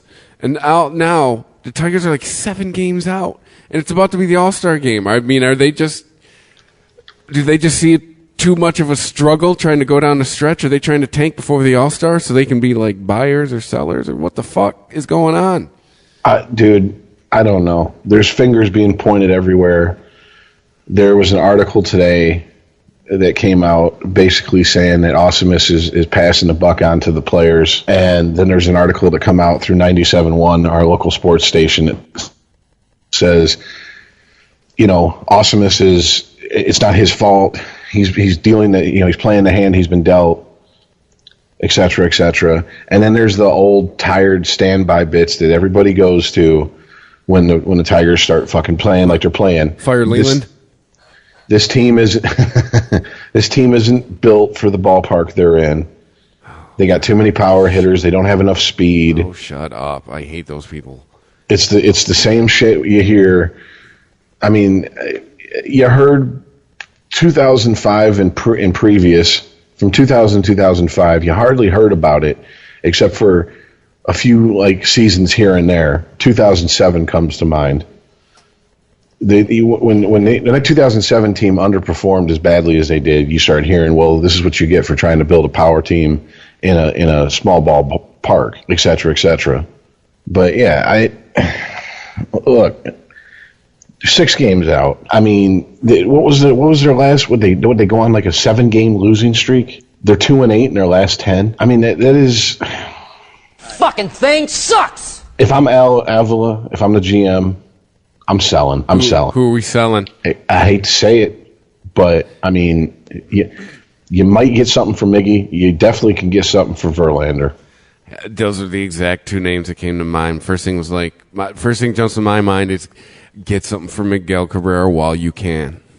Because right now, Miguel Cabrera is serviceable at first, but if you can find a team who thinks that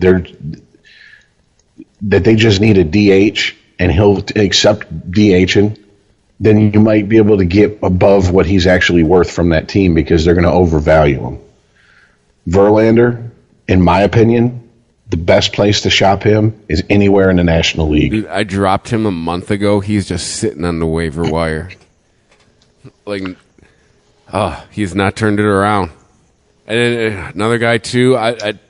Can you get a bag of baseballs for V-Mart? He doesn't even seem like he wants to be here anymore. Between his, coming out and saying that the ballpark has cost him. Well, once again, we're back to what we were just talking about. He's bitching about the ballpark has cost him, how many home runs and how many points in his batting average, et cetera, because his stats are better on the road. I mean, that's a fact. There's no opinion there. That's just cold hard numbers. Well, you knew that when you signed with this team. All right, and you weren't bitching about it when you were making, this team was making runs into the playoffs and runs at the World Series, and we're the favorites to go to the World Series for a few years there every preseason. He wasn't bitching then. Now that the team is tanking, all of a sudden he's got all this shit that he wants to talk, and on top of it, apparently he came out the other day and said, "Oh, I know when I'm going to stop playing baseball." You know where you got that shirt. You know where you got that shirt. You know where you got that shirt. It's on a loop. Whoops. Charlie Murphy was a little upset about that. Yeah, I know, right? But I mean, so if he's making that much noise, it doesn't seem like he wants to be here. I don't think you're going to get anything for him. I just don't. I think your best bet, find a team who feels they're a DH away from having a good, solid batting lineup who will overpay from Cabrera and shop Verlander to the National League. Because you got to keep JD. You got to keep that guy. He's gone, dude.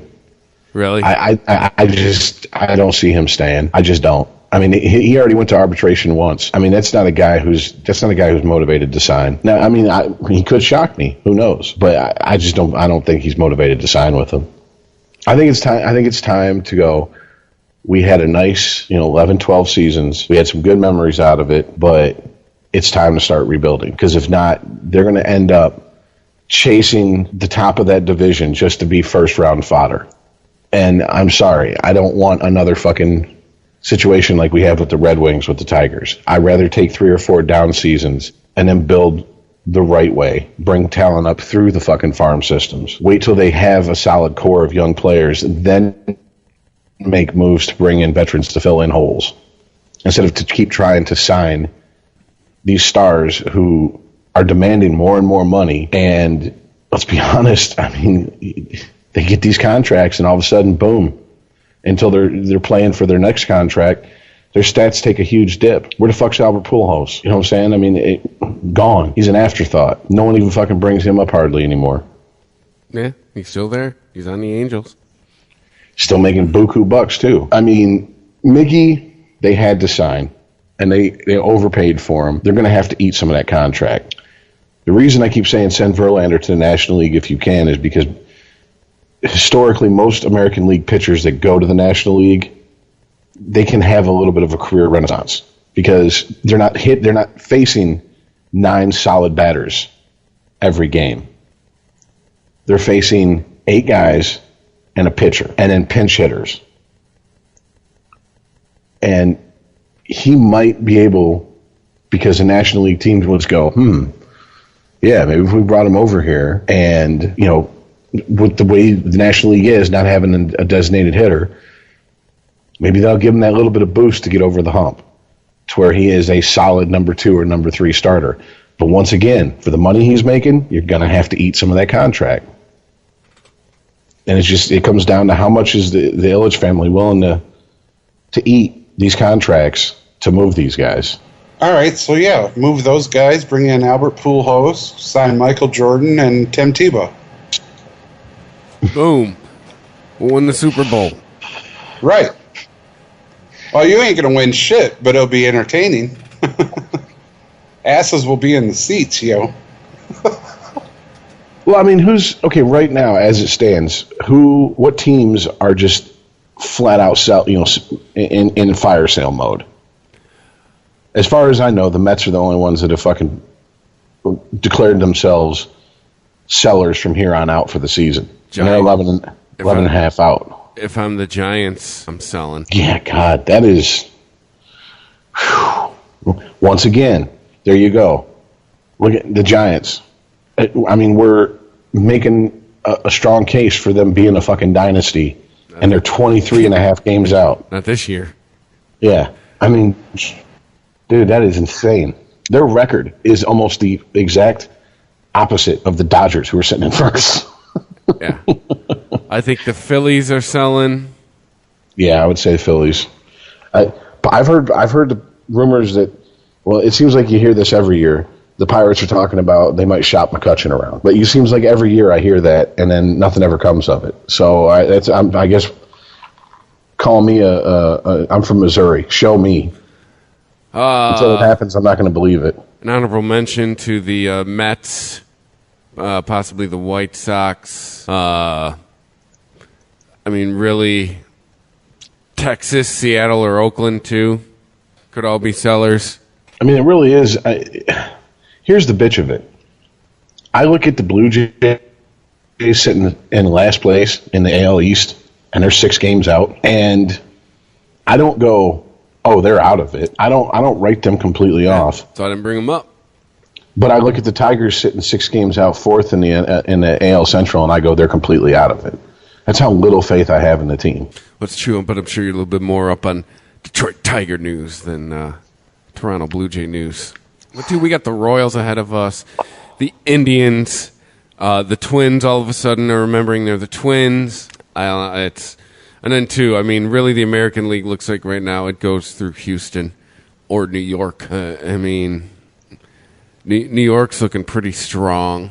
I mean, Boston aren't any slouches either, but I don't know. I know from probably a national TV ratings, this would be a complete disaster.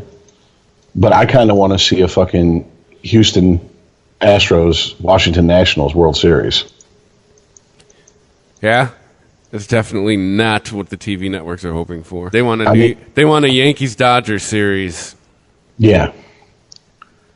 And I mean, just to be honest with you, I've had enough Yankees in my lifetime to last me 3 lifetimes, and I'm really sick of the fucking Red Sox at this point too, because the Red Sox at some point after 2004 turned into the Yankees just a little farther north. Their fans became insufferable cocksuckers, and they walk around pounding their chest like they've done something. And still try to shit on the Yankees for buying their championships. Motherfucker, what did you guys do? Yeah. The same fucking thing. Exactly. But yeah, I mean, to me, and we've said this, and this is what, I guess, this is what happens when I work like I do. Baseball, for me, the season really starts after the All-Star game. Absolutely. I start perking up around August. Everything up to then is just prologue. So, I do have to say, having the fantasy baseball teams kept me a little bit more engaged in the baseball season this year. So, a nod to that.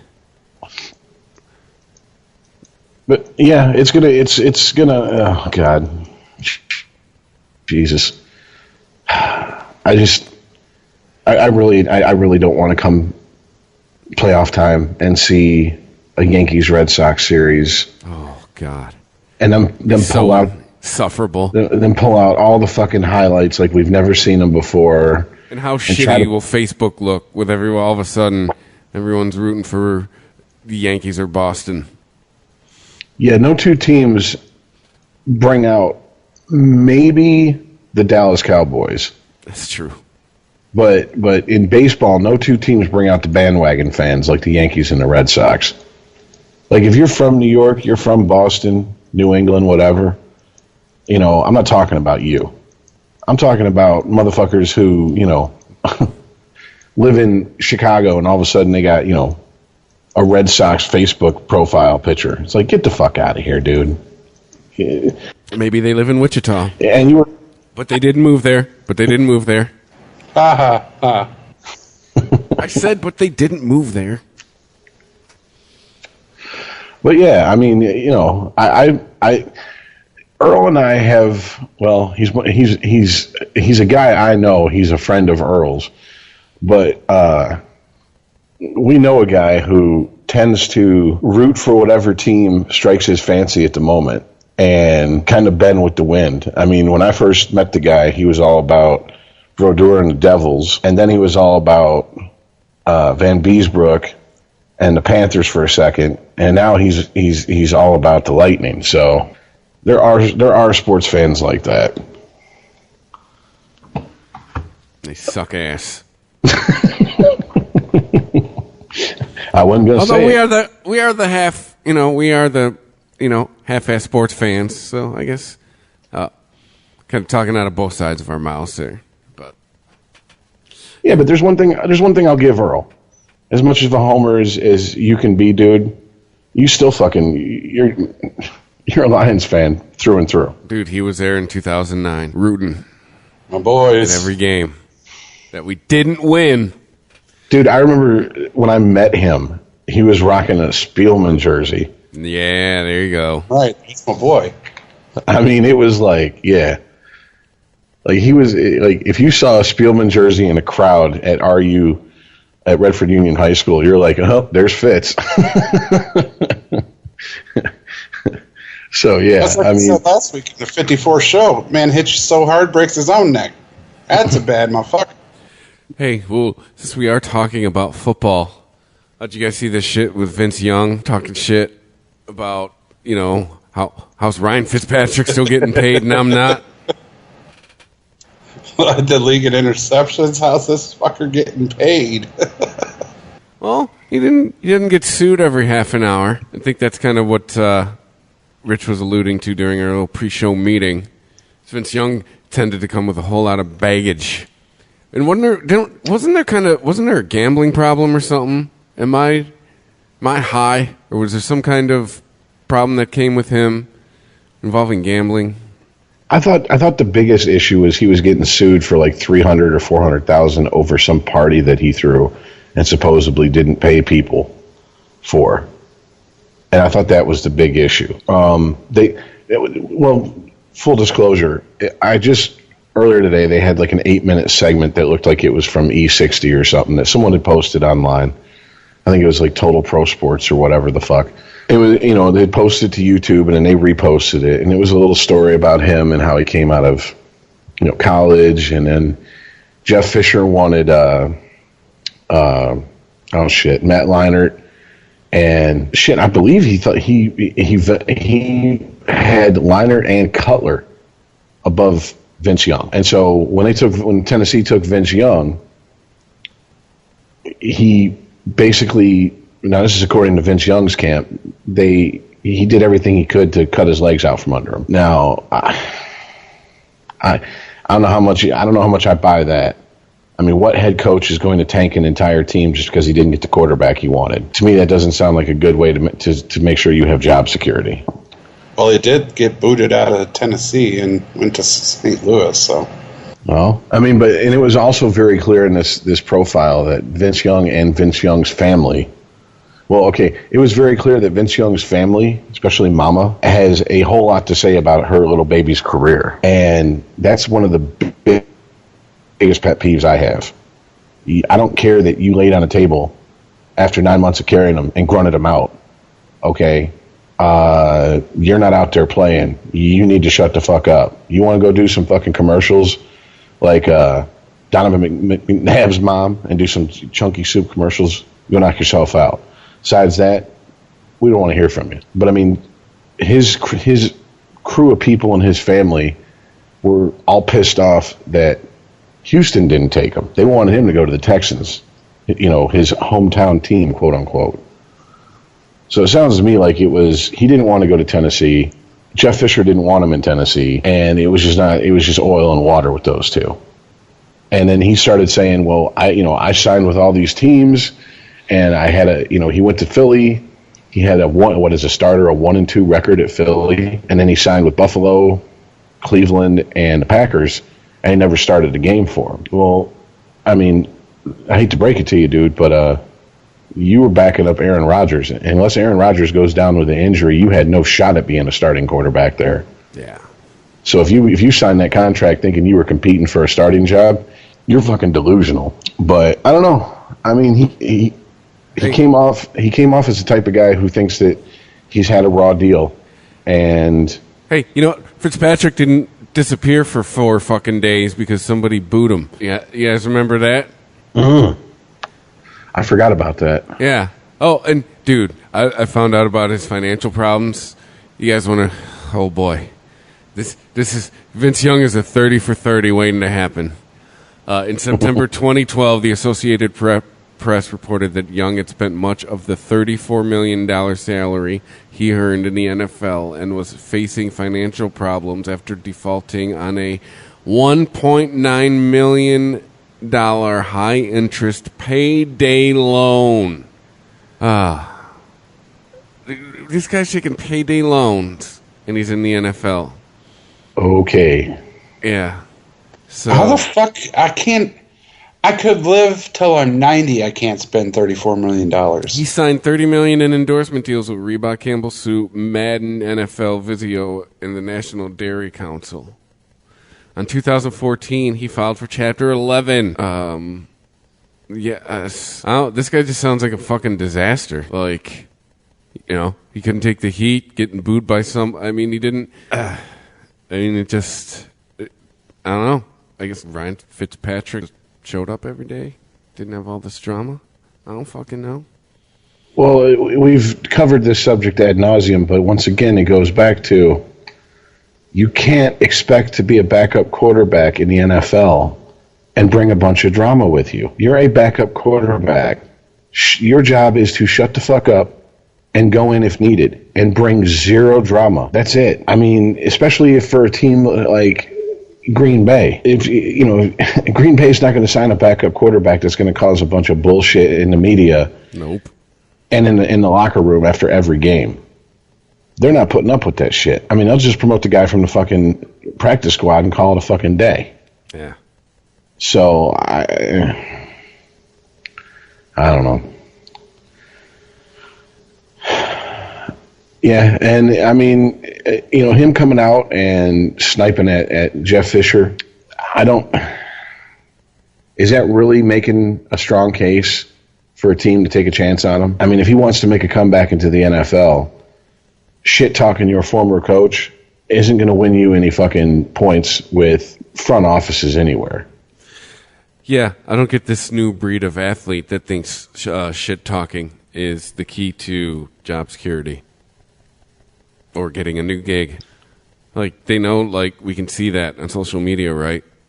Like, what you tweet, what you post on Facebook, what you Snapchat or whatever the fuck, what you Instagram. Like, you don't think people are going to, like, remember that shit? Go back and look at that shit? You say something to a reporter and they quote you. Yeah, it's there. And we have this new breed of cat that just thinks they are invincible. What they say doesn't matter. Huh? Kind of does if I'm deciding whether or not to make you my employee, because that's really what these guys are when you get down to it. They're employees of these teams.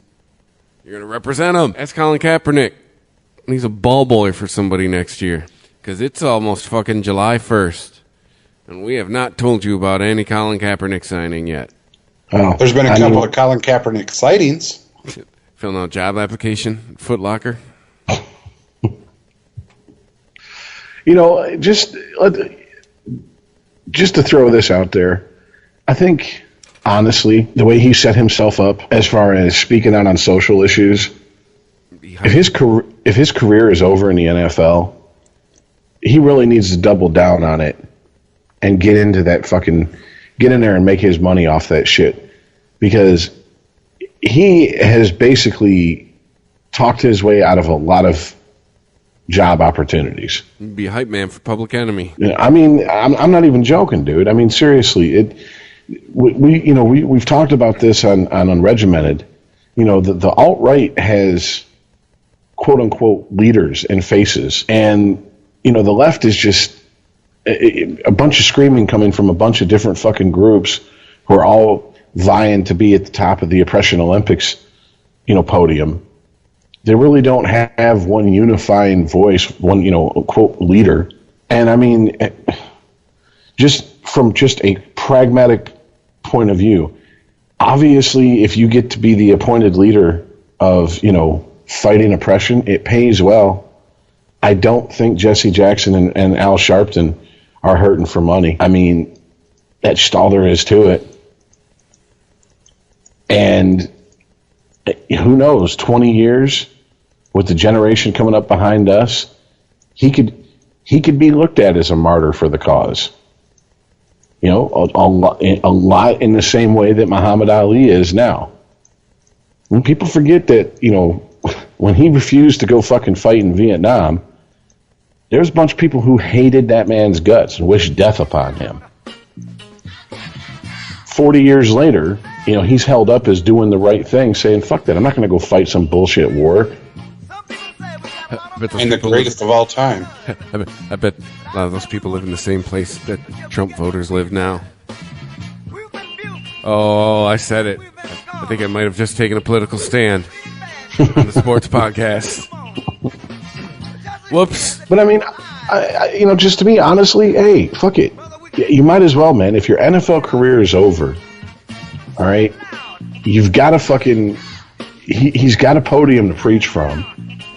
He's got a built-in crowd that'll listen to him. The only thing that can really go bad is if these people who are supporting him turn out to be the type of people that we were talking about with, like, you know, the women in sports. And once he's no longer in sports, to them, well, then you're no longer useful to us because now you're just a talking head. I think they've already done that, though, Rich. I don't hear anybody, you know, saying Colin Kaepernick like they used to. Like, after the draft, everybody was like, Colin this, Colin that, and then they saw it wasn't going anywhere, and they were like, all right, Colin, I tried. See ya. I got to go practice. Without Jim Harbaugh. I'm going to say it for the millionth time since we've done this podcast. Without Jim Harbaugh, that guy ain't been shit. Harbaugh was the key to that guy's success. The people that I see still harping on, you know, oh, it's so wrong that he's being blacklisted, are people who don't know shit about football. Why's he got to be blacklisted? Racists? Sorry. Because at this point, anybody who says that, like, and I'm talking in comment sections, comments on articles, whatever, on social media, anybody who comes out and starts, you know, really fucking cheerleading for Colin Kaepernick, the only people who are going to argue with those people anymore are the hardcore sports fans who whip out numbers and prove that he's not the quarterback that everybody on the is pushing an agenda wants him to be. And since these people aren't true sports fans who are pushing this agenda, they just fold like a fucking, you know, house of cards because they have nothing to back it up. They're not arguing from a point of facts. They're arguing from, we don't feel this is fair to him. Okay, well, look, here's the deal. Fair or unfair, no one in this country has to hire somebody just because you want them to. It's not how that works. And on top of that, here's some stats to back up the fact that he's not all that.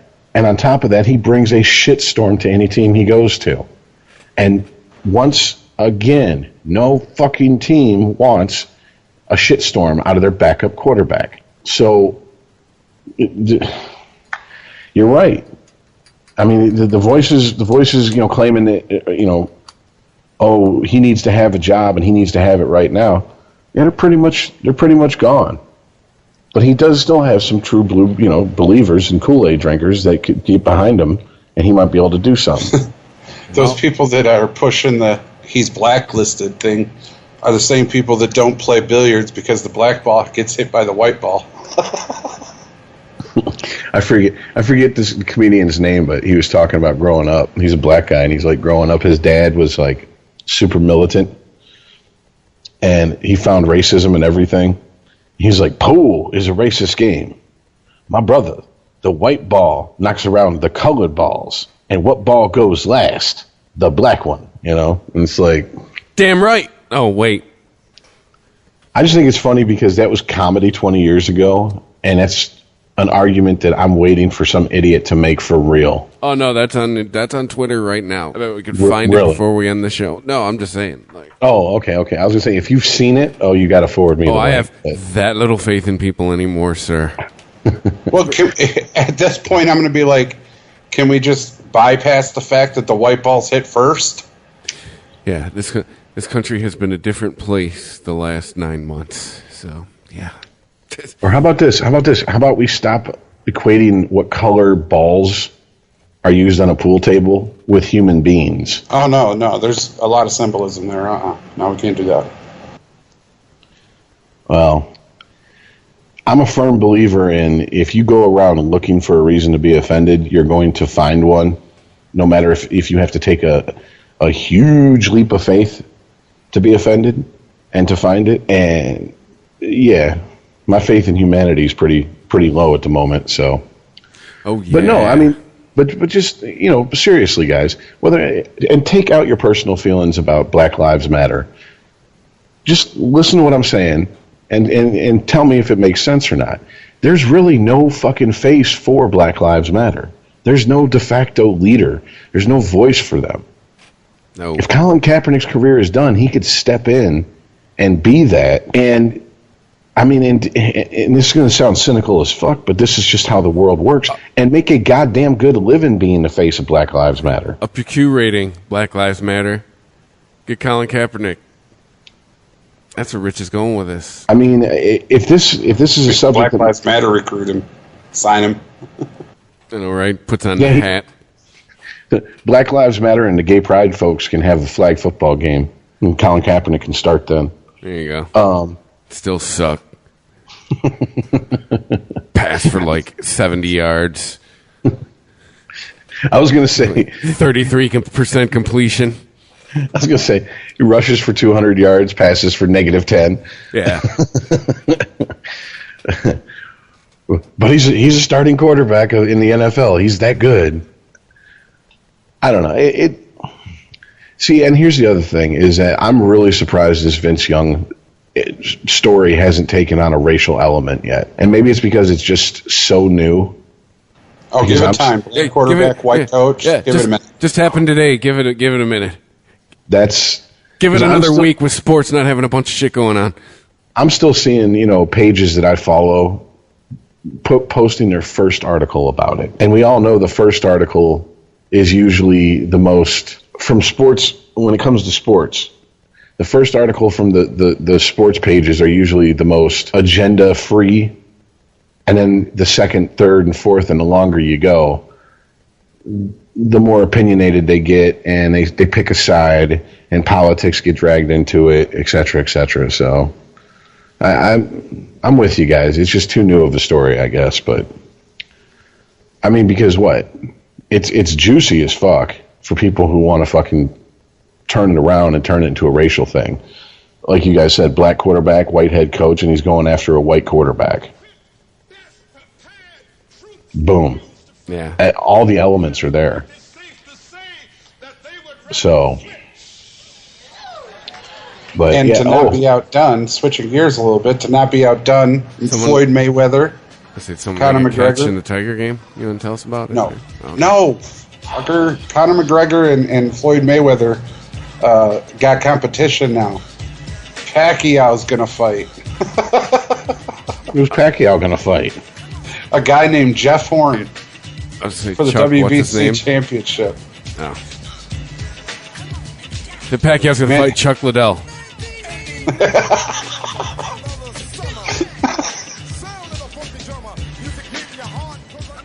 Does anybody care outside of the Philippines if Pacquiao's fighting? No, it's the same thing I'm trying to tell you about Floyd Mayweather. Pacquiao is 38 years old. Jeff Horn is 25. Yeah, but they're both boxers, right? Yes, they're both boxers. Pacquiao probably gets his ass whooped. The odds makers and the people that know the sport says Pacquiao's got this. If he struggles even a little bit, then it's probably a wrap for him in a career. Yeah. You place a little money on Mayweather and McGregor there, buddy? I'm going to say right now, if I'm a boxing fanatic, if I'm a guy like Teddy Atlas or Max Kellerman or something like that, I'm pulling my hair out right now. I'm screaming that I really want a heavyweight fucking champion that captures the imagination of boxing fans again, because even the Pacquiao fight that you just described, to me it just sounds like a stunt, a money grab. The fuck is he fighting for? Oh, that's all it is. I mean, it's not for a title. Yeah, it is. For who? It's the WBC championship. The Pacquiao fight is, correct? It is, yep. Gotcha. No. Well, there you go. I would consider myself a very casual boxing fan. I didn't even know that. The Mayweather fight is for the champion of Floyd Mayweather's bank account. Yeah. That's an exhibition fight. Yes. Is all that is. He gets $100 million. McGregor only gets 20. I want Floyd Mayweather's agent. That's what I learned from that one. If I'm Conor McGregor, I'm firing my agent. Go, that motherfucker got him $100 million. You're fucking out of here. Yeah, but as far as endorsements, I think McGregor's got the upside. He's got more on the upside than Mayweather does. And even if you put up like pussy that they'll both get because of the fight, I mean, it's probably a draw. McGregor's young, but Mayweather's black, and so. So what's he going to go date a Kardashian? Is this what you're saying? No, I'm just saying it evens out. Black don't crack. Oh, okay, I got you now. I don't know. Once again, it's a spectacle. If I'm a boxing purist, if I'm a boxing, fan, I love it. I'm just going. The sport is turning into a fucking spectacle. And here's the bitch of it. I've been reading articles from people who are asking, is this the last gasp for boxing? I mean, is this gonna be the final nail in the coffin of boxing compared to UFC? I mean, because right now I got to imagine UFC is making money hand over fist compared to boxing. I mean, what do they have, pay-per-views like what, once a month, once every couple of weeks, something like that? It seems like all the fucking time. That's what I'm saying. I know people who religiously watch that shit. One show a week on Joe Rogan's podcast is dedicated to that week, the recap in the UFC. And I mean, I understand he's an announcer for him, so I mean, there's an added incentive for him to cover it there. But I mean, the man gets 1 million hits per episode. So somebody's listening to it. Somebody's watching this stuff. My former brother-in-law and his friends, they eat this shit up. I mean, and they don't give a single fuck about boxing. In fact, I can't name you anyone who really gives a fuck about boxing that I know. Like, to the point where they can name you the champion of every weight class. No, but that was my bad. It's the WBO welterweight title that Pacquiao's defending. Dude, MMA is on every weekend on FS1. There you go. So no, Rich, you got a great point there. It's like the final curtain call. Maybe, I guess, like we were always talking, changing of the guard, if you will. The old people are fading into obscurity and cashing out, their chips on the way out. But there is nobody in boxing that you're like, oh, do not miss this fight ever. I mean, dude, for younger people, for younger people who weren't around for it, I mean, the hype surrounding a Mike Tyson fight before he lost to Buster Douglas, and I'd even say after he got out of prison, up until the whole ear-biting incident, was insane. I mean, that was like must-watch sporting event. Well, maybe it was Don King Promotions that did it, because it wasn't, I get what you're saying about Mike, and you're right about that, but I mean, it was about everybody. Mike Tyson and Evander Holyfield, other weight classes, the fucking oh god, he's like the biggest proponent against the Mayweather fight now.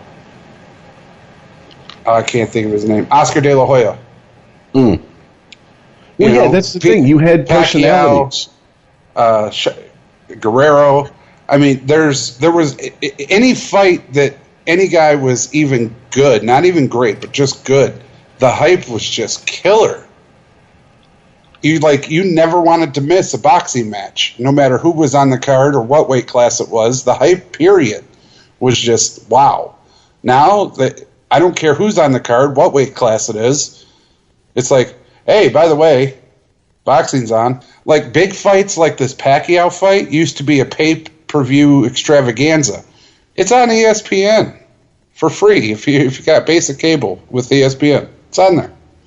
Yeah, I mean, even in the 90s, like you were saying, in the other outside of the heavyweight class, I mean, there was personalities. There was guys who brought something, to the ring, and it seems like all that is now in MMA. Yeah, right. I mean, Lennox Lewis, Tommy Hearns, Sugar Ray Leonard, the Hitman. Nassim Hamed, I mean, he fucking single-handedly kept people watching HBO boxing when there was nothing, there was no one else to fucking watch just because of his antics, doing flips into the ring and shit, and calling himself a Nas and all this shit. I mean, he put on a show, but it's just, I don't know. To me, boxing is a dying sport, and it's kind of sad. Because if you watch two good fighters, then you know how good boxing can be. But it can't compete with fucking MMA. I mean, it's basically MMA is just a fucking street brawl with fucking a little bit of protection. I mean, literally, a chick got the shit beat out of her. Literally this week. Yeah, and I do like her reaction. She did own it. Didn't she post on Twitter that shit happens? Yeah. Hey man, what are you gonna do? That's how. What are you gonna do? There's video proof of it. It happened. You can't. You gotta own it. Like you gotta have a sense of humor about that. But yeah, hey, remember boxing used to be an indicator of when you were up late. All right, back in the day with ESPN. I believe Jeff Foxworthy, it's Jeff Foxworthy's joke back when he used to be funny. He said, back when you knew you were up late if you saw two white guys boxing on ESPN. But you were up fucking late. It's true. Yeah. Before they put SportsCenter on a loop. But yeah, and I think, honestly, boxing is just, the more we learn about concussions and CTE going forward, I don't think it's going to be able to weather that storm. I'm surprised that MMA does as well handling it as they do. I mean, there was a couple weeks ago, there was 2 people who were killed in the ring. And it barely made any news. 2 people die in 1 week of football, and see where that lands as fucking far as the order of the stories on the national news. They're leading with that. Absolutely. I mean, Trump would literally have to nuke a country for them not to lead with. Oh, hey! Don't fucking tempt him. Yeah. I'm just saying. It would have to be on his own. Yeah. It'd have to be something along those lines for them not to lead with 2 football players died this week. So yeah, that's true. He's already dropped Moabs. Don't do it. He'll do it. He would have had to have called Obama like the N-word for them to not talk about 2 football players dying. No, I think he's already done that. That's no. I mean, like catch him on a mic. Somewhere he's like in the bathroom and his mic's on or some shit. Oh, after grabbing by the pussy, I think him and open mics are done. Yeah. Someone had to sit him down and explain to him, if there's a mic on you anywhere, consider it hot at all times. Yeah. Every mic around you is now on until the end of time. This is what we've learned, Donnie. Anyway. Well, there's one story we haven't talked about, and it's to me, it falls in line with the whole spectacle thing we were talking about with this, McGregor Mayweather fight, but it's a spectacle of a different kind. And that is, what the fuck is going on with Dennis Rodman going to North Korea? I mean, he's been going there for years, though. He's been broken since he left Detroit. Like, I don't know, man. He used to be my favorite player. I have a basketball card of me when I was 12. He's named my favorite player on the card, but that was literally like the season before he left for Chicago. Back when it was around the time he was in the parking lot of the Palace with a shotgun. And Chuck Daly had to come talk to him. And then all of a sudden he's got blonde hair and tattoos and shit in his face. Yeah, but he's been going to North Korea for a long time. He's been the ambassador of the U.S. over there for a long time. Ambassador Rodman? Isn't there a jersey you can buy? No, he's a self-appointed ambassador. Oh. Yeah, self-appointed. I mean, he's talking about he goes over there and sings karaoke and rides horses with Kim Jong-un, or make him say un, or whatever the fuck his name is. And I'm like, are you serious? Do they sing Pearl Jam karaoke together? Does Rodman still love Pearl Jam? I have no idea. Sing I'm Still Alive and shit. They probably sing I'm So Ronery. Yeah, I know, right? But no, I mean, dude, it's... How starved for attention are you? I mean, like... Didn't he cry the other day when Michael Strahan interviewed him or something? Yes, he was like, I tried to go over there to help, but then he couldn't name the guy that got released and died a couple days after he got released. Otto Warmbier. Very unfortunate last name. But yeah, he couldn't even name him. But he's going to cry, and he's like, I'm just trying to help, and everybody attacks me all the time. He is a poster boy for the victimhood mentality that we've just all just let happen. And it's all our faults because we are the most we were like the most neglectful parents ever who just let our children do whatever the fuck they want because we didn't tell these people to shut the fuck up before it got out of control. Yep. Now it's out of it's too far gone. They're not hearing shut the fuck up. Because Rodman needs a big old tall glass to shut the fuck up. Seriously. I mean, dude, he's going over there sponsored by a website. Potcoin.com. Yeah. Not Bitcoin. Potcoin. To where you can only buy one thing with their fucking imaginary currency. Yeah, you can. I should try that. I go to Oregon and Washington for work. I bet I could actually try to use it. But anyway. So, field trip. It'd be a story for the podcast. You're doing research. Yeah. He uses his tax write-off. Yeah, it's just sad, man. I mean, from what I hear, his finances are all fucked up. I don't understand how people can make all this kind of money and like not have any of it left. I can from this point of view. When you have family who come to you and go, hey, look, we're the ones that fucking sacrificed and drove you here, and so you could play on this team, and moved here so you could play for this high school and get recruited by this college, and we're the ones that have been here for your entire life. Now we need help. When they stick their hand out, it's real hard to say no to them. Strangers is easy. Strangers is just fuck off. Family's the people that burn. Family and people and who they think are their friends. I mean, that's the one. That's the one thing. It's the one thing I took from that 30 for 30 about the broke athletes was how many of those guys appoint their childhood friends financial advisors and give them power of attorney over their finances and shit. I mean, and to us that's insane. I mean, all due respect, if for whatever reason someone calls me and says there's a check sitting here for $30 million. None of you motherfuckers are in charge of investing my money, and you damn sure ain't getting power of attorney. All right? That's just all there is to it. If you want to come party and go along for the ride, I'm down.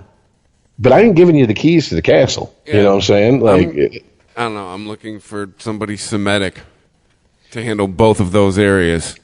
But, I mean, I understand family and long-term friends. And then a guy like Rodman, obviously the guy's got deep deeper-seated issues. I mean, we're talking mental issues. Did Carmen Electra take all his shit or something? I don't know. I have no idea. But I mean, dude, the guys. I mean, I'm not a doctor, and I didn't spend the night at a Quality Inn or whatever the fuck. But dude, from just dealing with people who are bipolar in my life, the guy that strikes me as someone who's extremely bipolar. I mean, because he has manic episodes and then low episodes, and I imagine if he's done half the drugs and partying and drinking that I've imagined he's done, that's where a good portion of his money went. And let's be honest, a guy like him, how many fucking hangers-on do you think he had at one point? Lots. How many of those Bulls championships was he there for? What, 2 or 3? I mean, I'm just... Bernie Kosar said it in that 30 for 30, and it's sad, but the way he said it, he sounded relieved. He goes, it is such a nice change of pace when people think you're broke that my phone stops ringing. Because all you have to do is say I'm broke, and you find out who your friends are real fucking quick when you have people who've literally been living off of you. I mean, the horror stories I was hearing these athletes tell, they're paying for 5-6 mortgages on houses of people who, oh, this is your cousin. No, it ain't. This is a boyfriend of, your third cousin on your daddy's side or some shit like that. I mean, that's something that I've always said. Like, I understand if you sign a big contract, buy your parents a house, get them a couple nice cars. But that doesn't mean that everybody who ever said hi to you since you were able to fucking walk is all of a sudden, they deserve a cut of you. Dennis Rodman, 96, 97, 98 with the Bulls. 2 with the Pistons. 5-time NBA champion. A lot of people forget that. Well, he is in the Hall of Fame, so. He fucking should be. It's a lot of championships. We know a guy in football has got that, and he's called a GOAT. Well, I mean, would you... Well, the greatest of all time in basketball is Jordan. He has 6. I mean, would you put him up there with, at least in the discussion of the greatest defensive player of his generation? Absolutely. Oh, yeah. No question about it. And that's really the sad part of it, is that the guy was talented. The guy had, an open road ahead of him. And for whatever reason, he's the butt of late night jokes. Like, we would still know who he is without all this crazy shit. Yeah, I don't know. It really is sad to me, because anytime I see an athlete, I mean, it's a difference. Like a guy like Ryan Leaf, fuck Ryan Leaf. Ryan Leaf was a fucking asshole. He got strung out in drugs, started robbing people and shit, went to prison. Good, do your fucking time, stupid. All right? A guy like Dennis Rodman strikes me as the type of guy that he had some mental issues that were never dealt with, and people took advantage of the situation and in turn him. And if maybe he just needed one person to pull him aside and go, hey, man, look, I don't want anything from you. You couldn't hand me your money. Your money's no good with me, but you need some fucking help. And, I mean, for no one around him to do that, and for people just to keep leeching off of him, I mean, it's really sad, to me, at least. Damn, Dennis. What happened? Booze happened. They'd keep him on reality shows just to get hammered, just to film him. Didn't they do that with 2 reality shows? I know they did it with The Apprentice and then Celebrity Rehab. Like, he made it clear. He's like, I ain't here for fucking get better. Mm-hmm. And they just kept him on anyway. Yeah, because, hey, a fucked up Dennis Rodman's going to bring in the ratings. People love a train wreck. Yep. I mean, and I think listening to another podcast, they said his worth is like $500,000. That's it. Come on, Dennis Rodman. You got 5 rings, and you can only cobble together $500,000. Come on. Come on, man. I know it's ESPN's thing, right? Yeah. Oh, if I make a drop of somebody saying it, of Chris Carter saying, come on, man, then it's all good. There you go. There's a grift in the system. You just got to work it. Speaking of ESPN, did you guys hear Ron Jaworski? I'm mispronouncing his name. how do you pronounce it? I know one of you two know. Jaworski. Jaworski, thank you.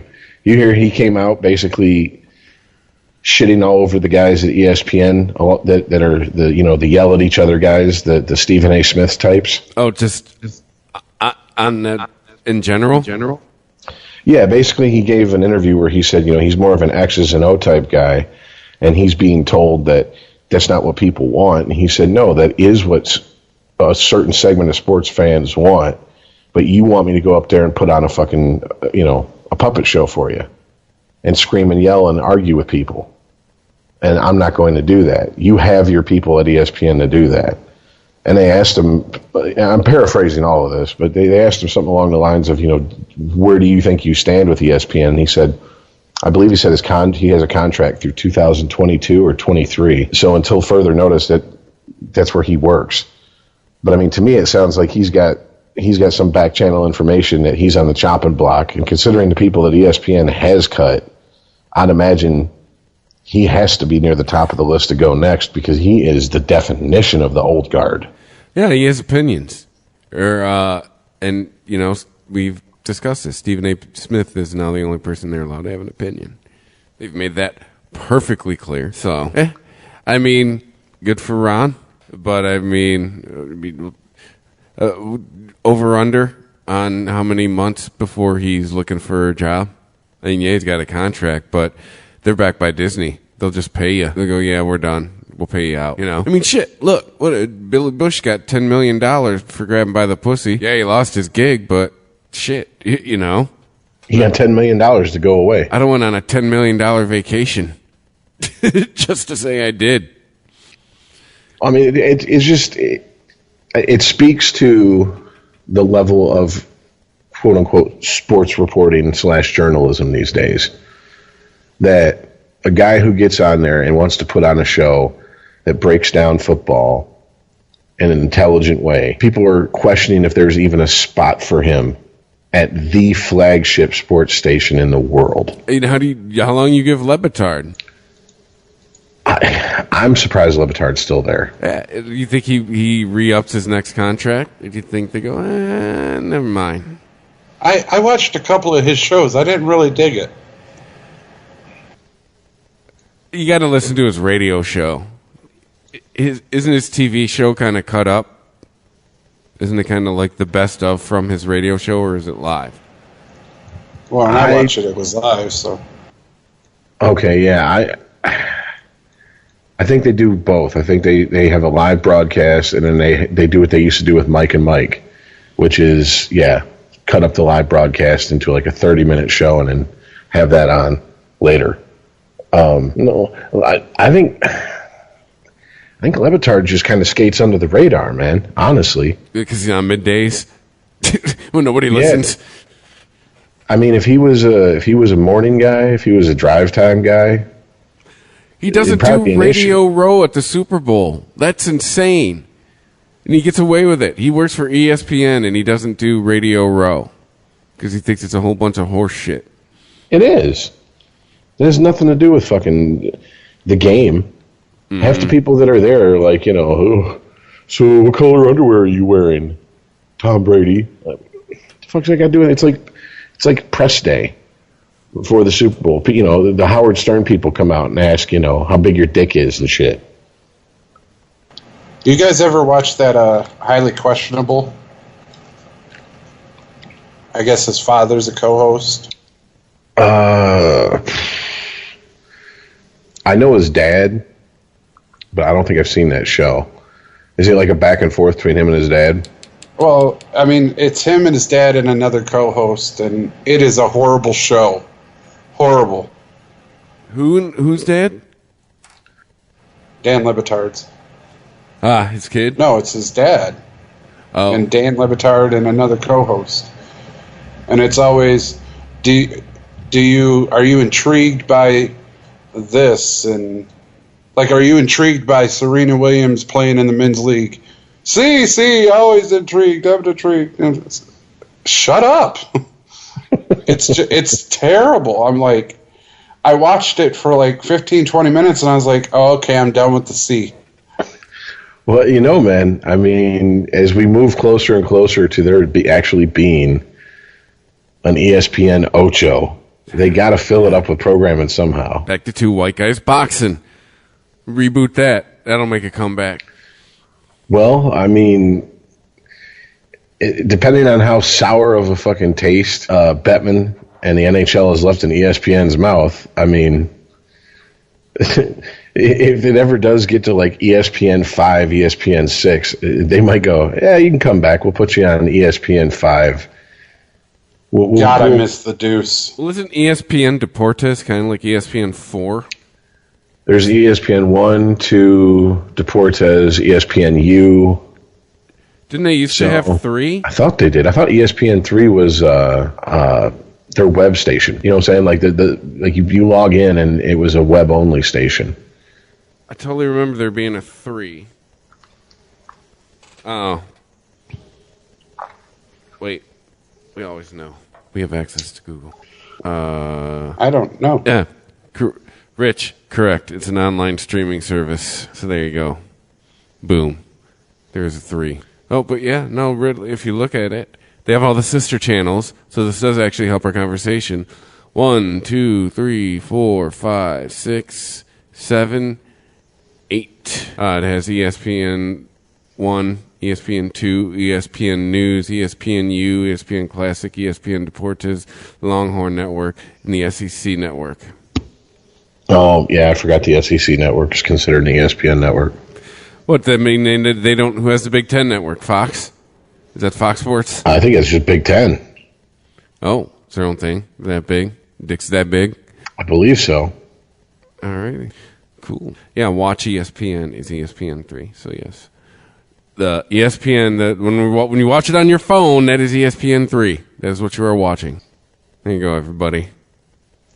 Welcome to No Option for Sports Coverage.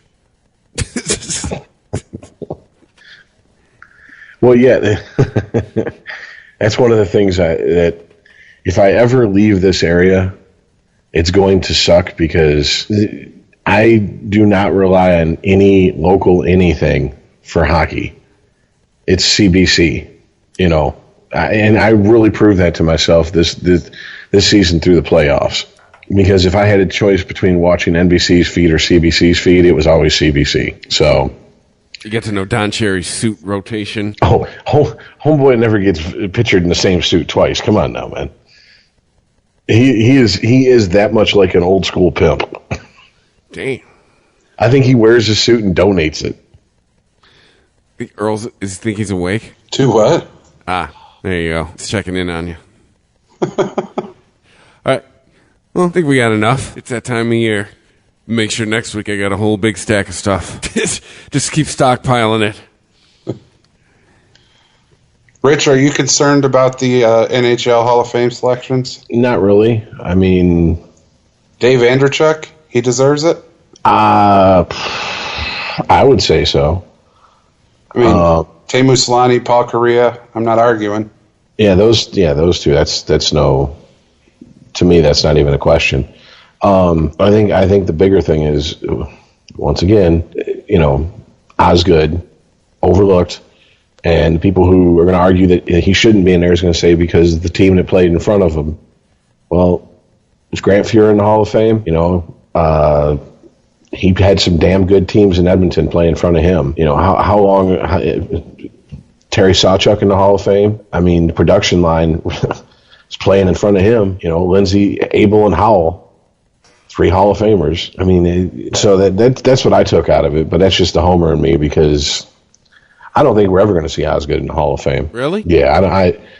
I just for whatever reason, I think you'll see Curtis Joseph in the Hall of Fame. I think you'll see like players who to me are more on the bubble like him than you will Osgood, just because the knock against Osgood is he never did anything when he wasn't with Detroit, and every time he played with Detroit, he had a ridiculous team in front of him. So you're saying Belfour's in? He's already in, isn't he? If Belfour's not a Hall of Famer right now, there's something very wrong with the Hockey Hall of Fame. To me, Belfour, Hasek, Waugh, Brodeur. 2011, he was in.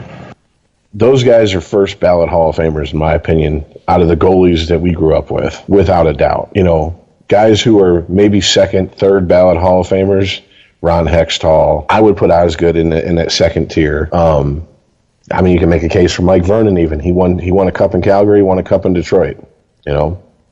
So, but Hobby Bullen, maybe, he's in that second tier. I mean, and then once you get past that second tier, it's guys that are really, in my mind, questionable. Jaguar, is he a Hall of Famer? I don't think so. What about Mark Ricci? He's in this year. Yeah, he deserves to be in there. I mean, because you got to remember, it's the Hockey Hall of Fame. It's not the NHL Hall of Fame. So they take in international play as well. They take those, you know, what they did in international play and Olympics into consideration along with their career in the NHL, which I think is unique to the NHL Hall of Fame. Because if I'm thinking correctly, the MLB Hall of Fame, like, okay, if you add up all of Ichiro's hits back from when he was playing in the majors in Japan and his hits here, he's the all-time hit leader.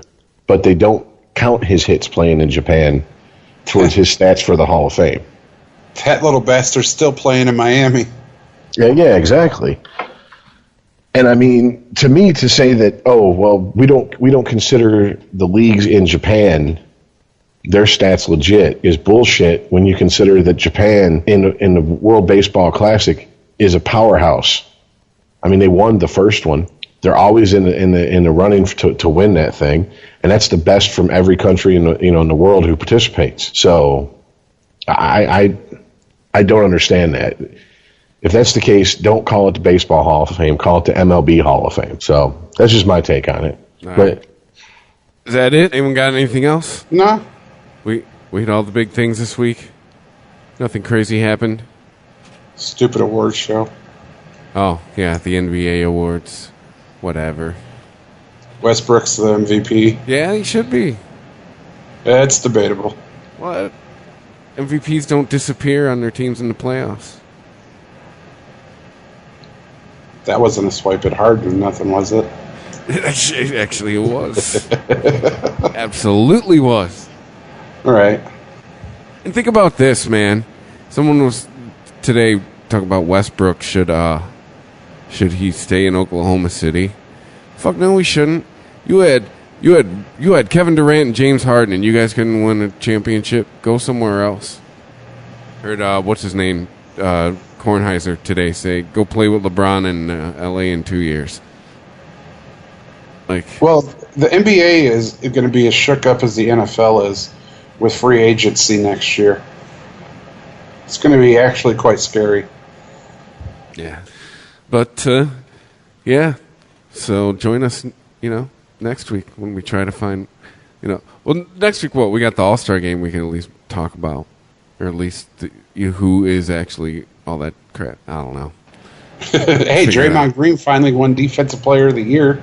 There you go. Didn't have to kick anyone in the nuts this year, Or send out a dick pic of his overtaught penis. Yeah. Yeah, he knows how to use Snapchat this year. Hey, but I want to thank everybody who's listened and downloaded. Man, best month ever. It's already, and we've already, I don't know. I don't know who's passing it around, who's liking it. I don't know where we've caught on. But you can let us know. You can email us, sporgy@christophermedia.net. Follow us on Twitter @SporgyPodcast, on Instagram @Sporgy_podcast. Make sure wherever you listen, you get your podcast, you rate us 5 stars, you leave a comment. That's the best way to tell people about it. Really appreciate you listening, and we will see you next week. All right, later, guys. And before we leave, squirrel! Peace out, y'all. If you like this show, please tell a friend.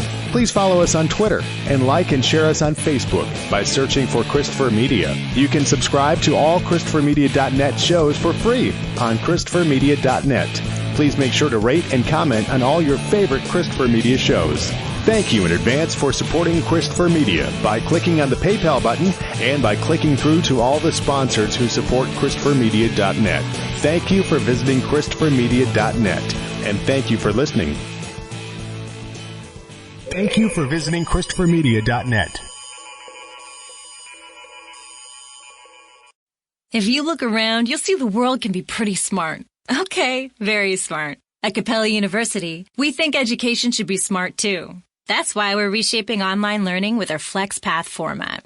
You can set your own deadlines, take classes at your own pace, even leverage your previous experience to move faster. So when it comes to earning your bachelor's degree, you know what kind of choice to make. A smart one. Visit capella.edu to learn more. Capella University. Don't just learn smarter. At Jewelers Mutual, we're a little obsessed with jewelry. Obsessed like auctioneers with talking fast. 50, we're gonna fit sold. Pop stars with auto-tune. Yeah. And dentists with asking questions. So, how did he propose? After they've put their hands in your mouth. Great. Yes, we've made jewelry our obsession for over 100 years. We love it so much we named our kids Ruby, Amber, and Opal. Venti soy latte for Opal? At Jewelers Mutual, we insure jewelry and only jewelry, which is why people who are also obsessed with jewelry trust us with theirs.